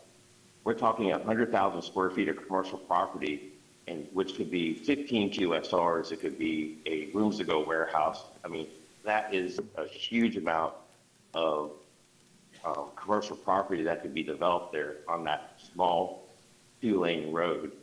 And for that to happen, along with the other, the trip count being close to 6,000 or so, right off of Berry Road. And I know that those are kind of interlocked with the zoning, but it's not for the Res 2 or the Res 4 or Res 1, whatever it may be. These other things don't unlock underneath it. And then, of course, if it goes Res 4, then we have the possibility of, the LLA coming in there and creating issues for us, because now you open it up to where you have the ability to have these other developers, builders that come in and do these things that we're fighting against. As it stands now, we have essentially built up a barrier, or there's a naturally built barrier that's there that prevents that from happening. My concern is that you have Steinbrenner that's across, you have a natural barrier that acts between the Lutz plan and the Odessa Keystone plan, which is the veterans. The urban service boundary, I agree with Commissioner Whistle. That's going to be one of those things that it looks like the state's, again, preempting local home rule and enforcing what they want upon us. But we have to try to draw a line at some point, and I think my biggest hang up is that if we open it up to either Res 2, Res 4, that it now provides that chunk of land there to turn it into a commercial property where there's none anywhere around there for miles or a mile and a half, and it's in Pasco County, can't control what happens in Pasco, that it creates a problem for us. So for that, while I could likely support the urban service, I can't support a Res 4. Thank you. Okay, I'm gonna pass the gavel, and I know appears to be a divided board, so I don't know if anything will pass, but I'm gonna pass the gavel and make a motion to deny HC CPA 2504.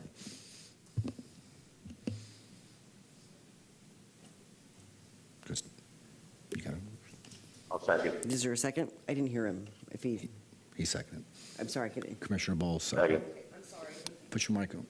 I'm sorry, Commissioner Bowles. I'm sorry, I have a cold. I couldn't hear him. We have a motion by Chair Hagan and a second by Commissioner Bowles. Commissioner Wilson. And, Commissioner Wilson. I'm sorry, this is Commissioner just Whistle. this is just the urban service area expansion item, right? Not That's the correct. reservoir. HCCPA 2504. Mhm. Okay, so I will vote no on that denial then. Please record your votes. Yes.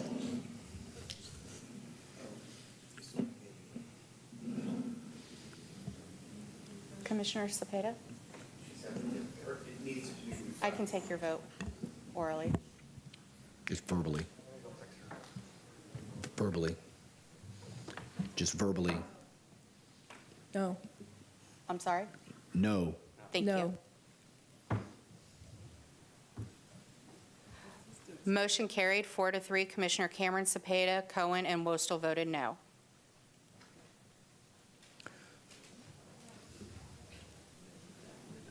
Okay.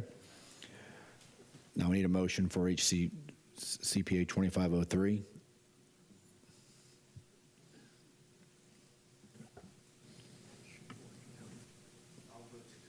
Okay, we've got a motion to deny by Commissioner Cohen, HC CPA 2503, second by Commissioner Miller. I don't see one in the queue. Please record your vote. Oh, wait, I did it wrong. Yes. Sorry. Commissioner Bowles? It's denied, yes.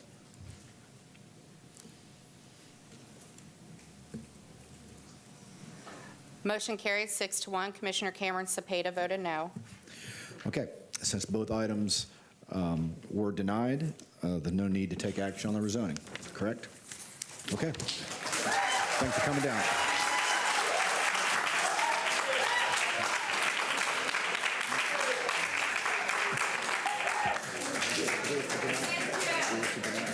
Oh, we have more to do, don't we? We're not done. No, not yet, but it should be quick. Folks, thanks again for coming down, but please try and keep it quiet. We have a couple other applications.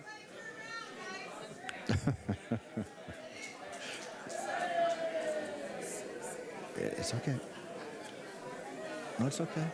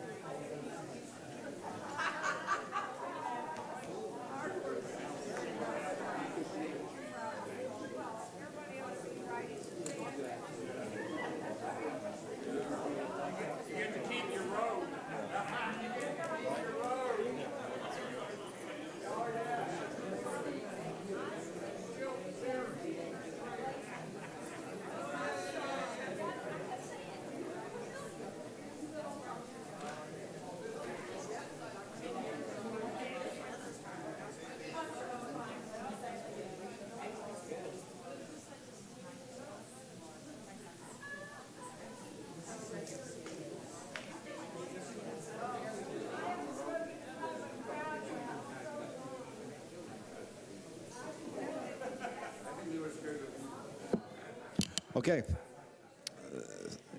Need to introduce the next item? Happy to do so. The next item is item C1, and that presentation will be done by Ms. Victoria Durand. Thank you.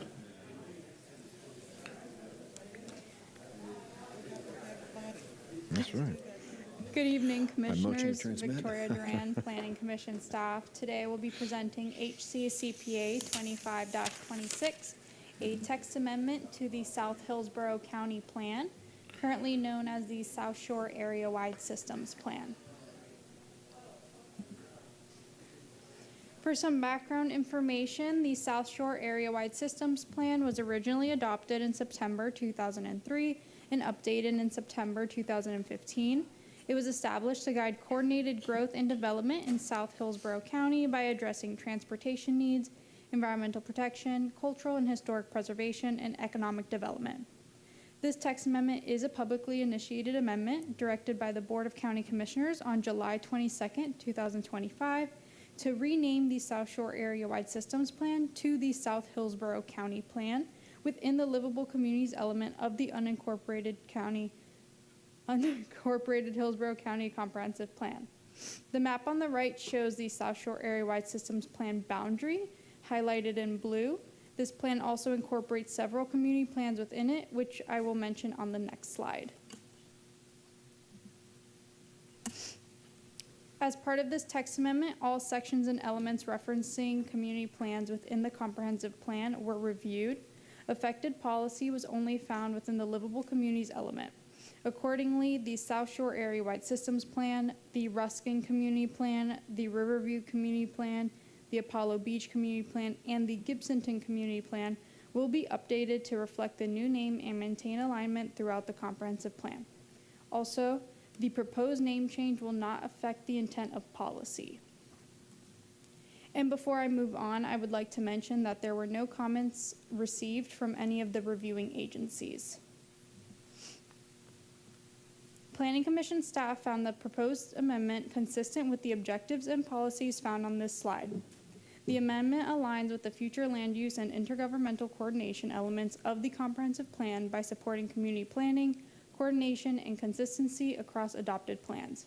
It reinforces policies that emphasize the role of community plans as integral tools for guiding long-term, livable development and ensuring coordination among the county, planning commission, and affected agencies. Overall, the amendment facilitates a coordinated community plan name change that improves clarity and consistency without altering the plan's intent. The Planning Commission recommends that the proposed text amendment be found consistent with the goals, objectives, and policies of the unincorporated Hillsborough County Comprehensive Plan. This concludes my presentation, and I am available for any questions. Thank you. All right, thank you. This is a public hearing. Would anyone like to speak to the item? All right, can we have a motion to transmit? Move to approve. Motion, Commissioner Meyer, second Commissioner Miller. Please record your vote. Yes. Commissioner Bowles? Yes. Motion carried 7-0. Okay, final item. This item will be presented by me from the dais. Would someone mind sharing my presentation? Thank you. So this will cover item C2 on the agenda. This is HCCPA 25-29.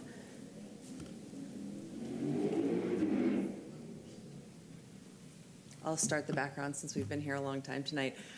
There has been a trend of plan amendments to the Suburban Mixed Use 6 or SMU 6 and Office Commercial 20 or OC 20 future land use categories in the rural area over the last few years.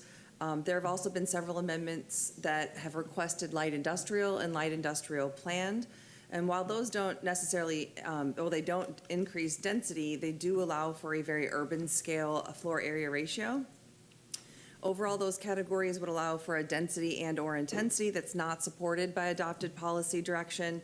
And some policies that had been identified in past reports include our rural area policies, transition of use policies, policies about the compatibility, as well as conflicts with community plan visions. You can go to slide 2 if you don't mind. Based upon this trend, at the August 14th meeting of last year, the Board of County Commissioners directed Planning Commission staff to create a new rural future land use category that would allow for the consideration of uses that are more intensive than neighborhood serving commercial, but not as intensive as heavy industrial uses. So this would be a category that would try to meet the needs of what we're seeing from an applicant perspective while also balancing the policies of the comprehensive plan. Next slide, please. So this is a publicly initiated plan amendment to add a new future land use category called the Rural Light Industrial category to the future land use section of the comprehensive plan, as well as add a definition of limited light industrial uses to the definition section of the plan. Next slide, please.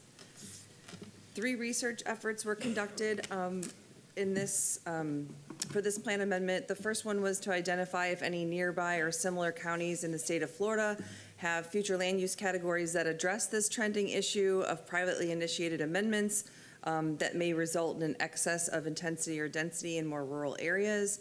The counties we researched included Manatee, Polk, Pasco, Osceola, and that was due to their proximity to and sharing similar characteristics with Hillsborough County.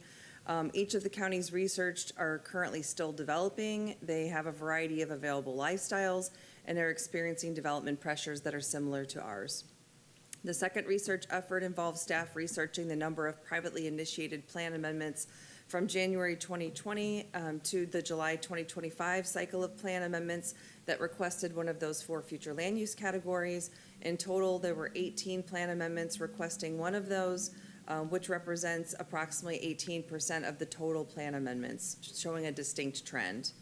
And the third research effort involved making a distinction between uses that are allowed in the commercial intensive zoning district or CI zoning district, but not allowed in other commercial zoning districts of CN or CG, commercial neighborhood or commercial general, as outlined in the Land Development Code. This distinction is important in that residential future land use categories allow for the consideration of neighborhood serving commercial uses, but they do not allow for commercial intensive zoning district uses. Next slide, please. Regarding the impacts, based on the board direction and the research that I just presented, staff is proposing a new category that would have a 0.25 floor area ratio, which would be similar to the other rural future land use categories. The category would allow for no residential development, but for limited accessory residential, like an on-site security guard, and that's similar to the light industrial categories. And the category would allow for the consideration of limited light industrial uses, which would be defined as uses that are compatible with rural residential development patterns and do not produce significant noise, dust, odor, smoke, or vibration as specified in the Hillsborough County Land Development Code. Examples include small-scale manufacturing, assembly of refined products, as well as warehousing and wholesale operations. And then in order to control for compatibility issues on things like scale, building placement, additional buffering and screening, a planned development rezoning would be required. I also want to add that no properties are being changed to this category at this time. This category, if adopted, would be an option for private applicants as they apply for amendments in the future. Next slide, please. This slide outlines some agency comments of note. There were no objections. To save some time, I'll let you all read that quickly. Next slide, please. While formatting our recommendation, Planning Commission staff reviews all related policies regarding the proposed request. Though the request is related to several general policies related to agriculture, staff found 6 main areas of consistency. Next slide, please. By utilizing the floor area ratio maximum that's typical of rural future land use categories such as AR 1:5 and residential 1, the development potential of a site designated as rural light industrial would be similar to the development expected in the rural area, which is consistent with the rural area policies.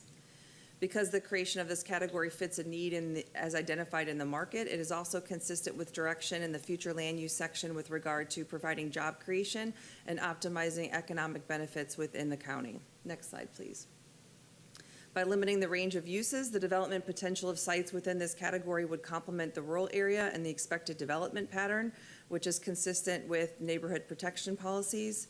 In addition, this category would allow for the consideration of agricultural and agricultural-related uses, which is consistent with policy direction outlining that agriculture and their support uses are the preferred use in the rural areas. And it is intended that this category be located in the rural area only, with the intention of development in this category to not connect to public water and sewer, unless an exception is as outlined in under Objective 4.3 in the One Water chapter is met. This component of the proposed new category is consistent with that objective and its modifying policies. Next slide, please. Based on that analysis, Planning Commission recommends that the proposed text amendment be found consistent with the goals, objectives, and policies of the unincorporated Hillsborough County Comprehensive Plan. That concludes my presentation. I'm here for any questions. Thank you. All right, thank you. This is a public hearing. Anyone like to speak to the item? Can we have a motion to approve? Motion, Second. Commissioner Cohen, second Commissioner Myers. Please record your vote. Yes. Commissioner Bowles? Yes. Motion carried 7-0. Lastly, can we have a motion on a resolution to transmit the 2 items that were approved tonight? Move to approve. Motion, Commissioner Myers, second Commissioner Miller. Please record your vote to transmit. Yes. Yes. Motion carried 7-0. Okay, with that, we're adjourned. Thank you, Mr. Chair.